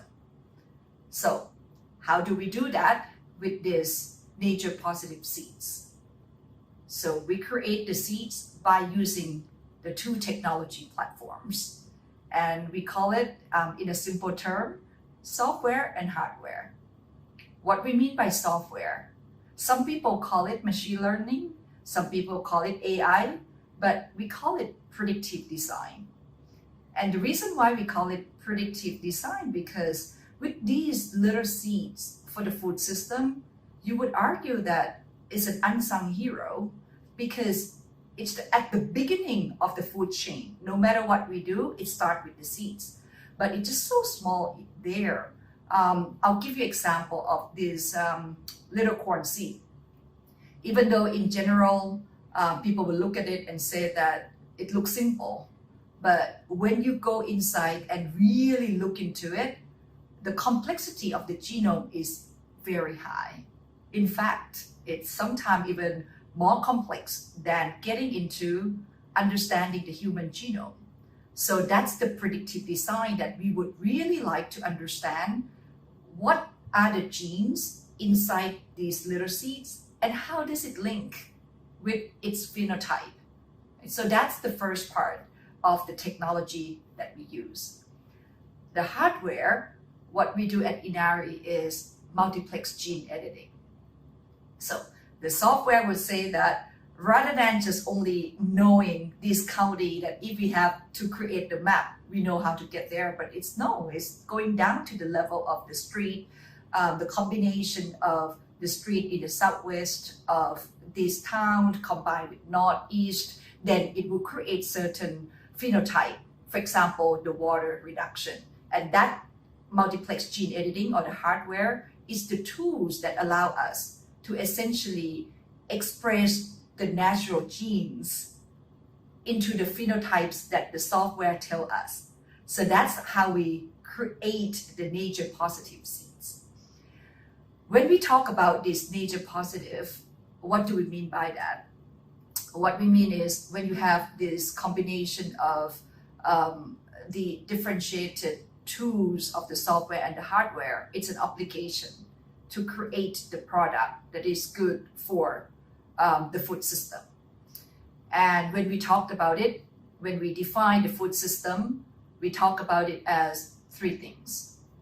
One is we want to create the crops that has good productivity so we can feed the world and we can use less land.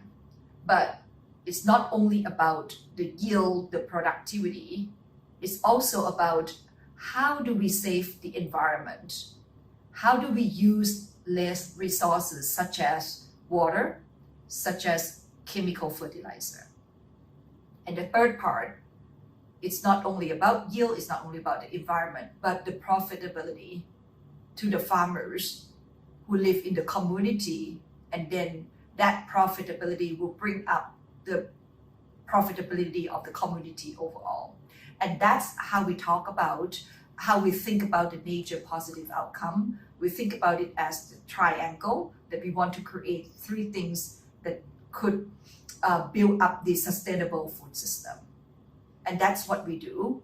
And I encourage every one of you to think about what you're doing that can create the impact to society, whether it's small or big. The problems of what you are trying to solve right now is a lot. It's not going to be coming from just one company, one entity. We all have to solve it together. And talking about diversity, in fact, our business model and the whole business concept of seed design of Inari is about how do we create the diversity from the nature the most, genetic diversity. And that's the principle of how we do the business. Same thing in terms of diversity of thoughts, how we work together in the company here. It's about how we ensure that we embrace the diversity of the thoughts, of the thinking together. I'm proud that in our organization, we do have 50-50 female and male in terms of the diversity of how we work at Inari. And on top of those, the background and the knowledge coming from not only about agriculture, some of them come from pharmaceutical industry, some coming from the academia area. So that's what we actually encourage, that the more that we can think differently, the better it is to build on top of one another. So that's the piece that I would like to share with you. Everything that you do, every encouragement to go back to the purpose, every single encouragement to think out of the box, every single encouragement to solve the problems that sometimes you would argue, you use the word as, is unreasonable, right? And if you could solve the unreasonable problems, that's when you get the real breakthrough. With that, I would like to thank all of you very much in giving me this time to share with you our perspective. Thank you.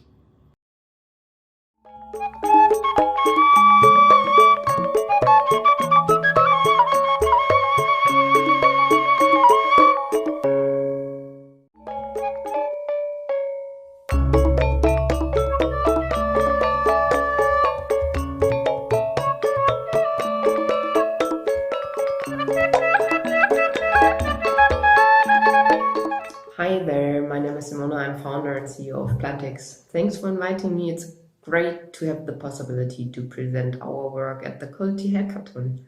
Plantix is an ecosystem for small-scale farmers and agriculture retailers. So our vision is to digitize agriculture and make farming economically and environmentally more sustainable. I mean, 30% of the worldwide harvest is lost due to plant diseases and pests every year. Farmers rely on their harvest, they put a lot of money and time growing their crops.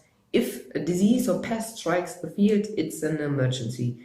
You want to treat your crop as fast as possible to reduce the damage.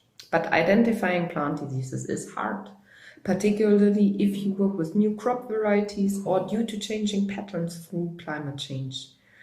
Together with my husband, who is the CTO of Plantix, I studied geography and soil science. I did my PhD in Brazil, where I worked with a lot of farmers, huge soybean farmers and small farmers from the Amazon.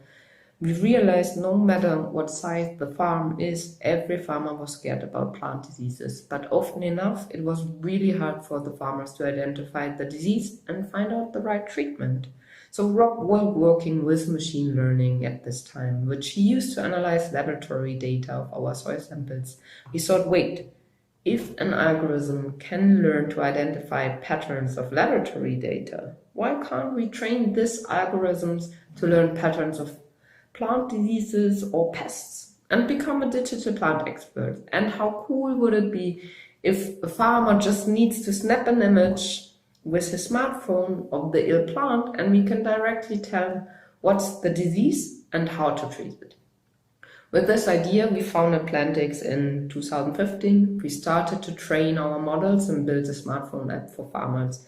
In the beginning, we trained on 15 diseases and we're happy about every single download. Today, Plantix is the worldwide leading and biggest app for farmers with more than 15 million downloads, and our image recognition became world-leading. Big corporates from industries are using it. Today, we train on more than 60 different crops and 400 different patterns of pests and diseases. With every image we get from a farmer, we can make our algorithms even better. At the moment, most of our users are coming from India, but we get pictures from all over the world. Indonesia is picking up at the moment, or since the moment we translated into Bahasa Indonesia. More than 30,000 farmers already downloaded Plantix and have sent us over 100,000 images over the last few months. When we look at the company history of Plantix, I mean, we used the first years to only concentrate on building a product that brings value to the farmer, which is quite a challenge since most farmers are using smartphones for the first time. But our health check, so the image recognition, is a perfect tool to build trust. Farmers are in this emergency when a disease or pest hits their fields. Plantix is next to them in this very moment and can offer a solution within seconds. So in the next step, we understood that the need for support does not stop with only the identification of the disease, but also need the right product in the end to take action. We started to connect retailers into our ecosystem. I mean, we don't want to deliver products to the farmer, we do not want to do last mile, but rather make the retailer our partner on the ground. By building this ecosystem, we build up two main assets. So in general, digital access to the farmer and the retailer. And with this, we collect a huge amount of data. So data on field level in real time, which is otherwise not available. Based on these two assets, we can plug in several services to monetize our ecosystem. Nearly all services around farming suffers from a lack of digital access and to the farmer, as well as from data on farm level. We deeply believe that we rather monetize at this tail end than the farmer directly. But I mean, Plantix is not the only good example of all the great tech startups out there. So I'm really excited about the hackathon you started, only with fresh ideas, creativity, and the courage to disrupt some ancient traditions or processes within agriculture. We will be able to have an impact and make farming more sustainable. So thanks, and I wish you a lot of success and fun during the hackathon. Bye-bye.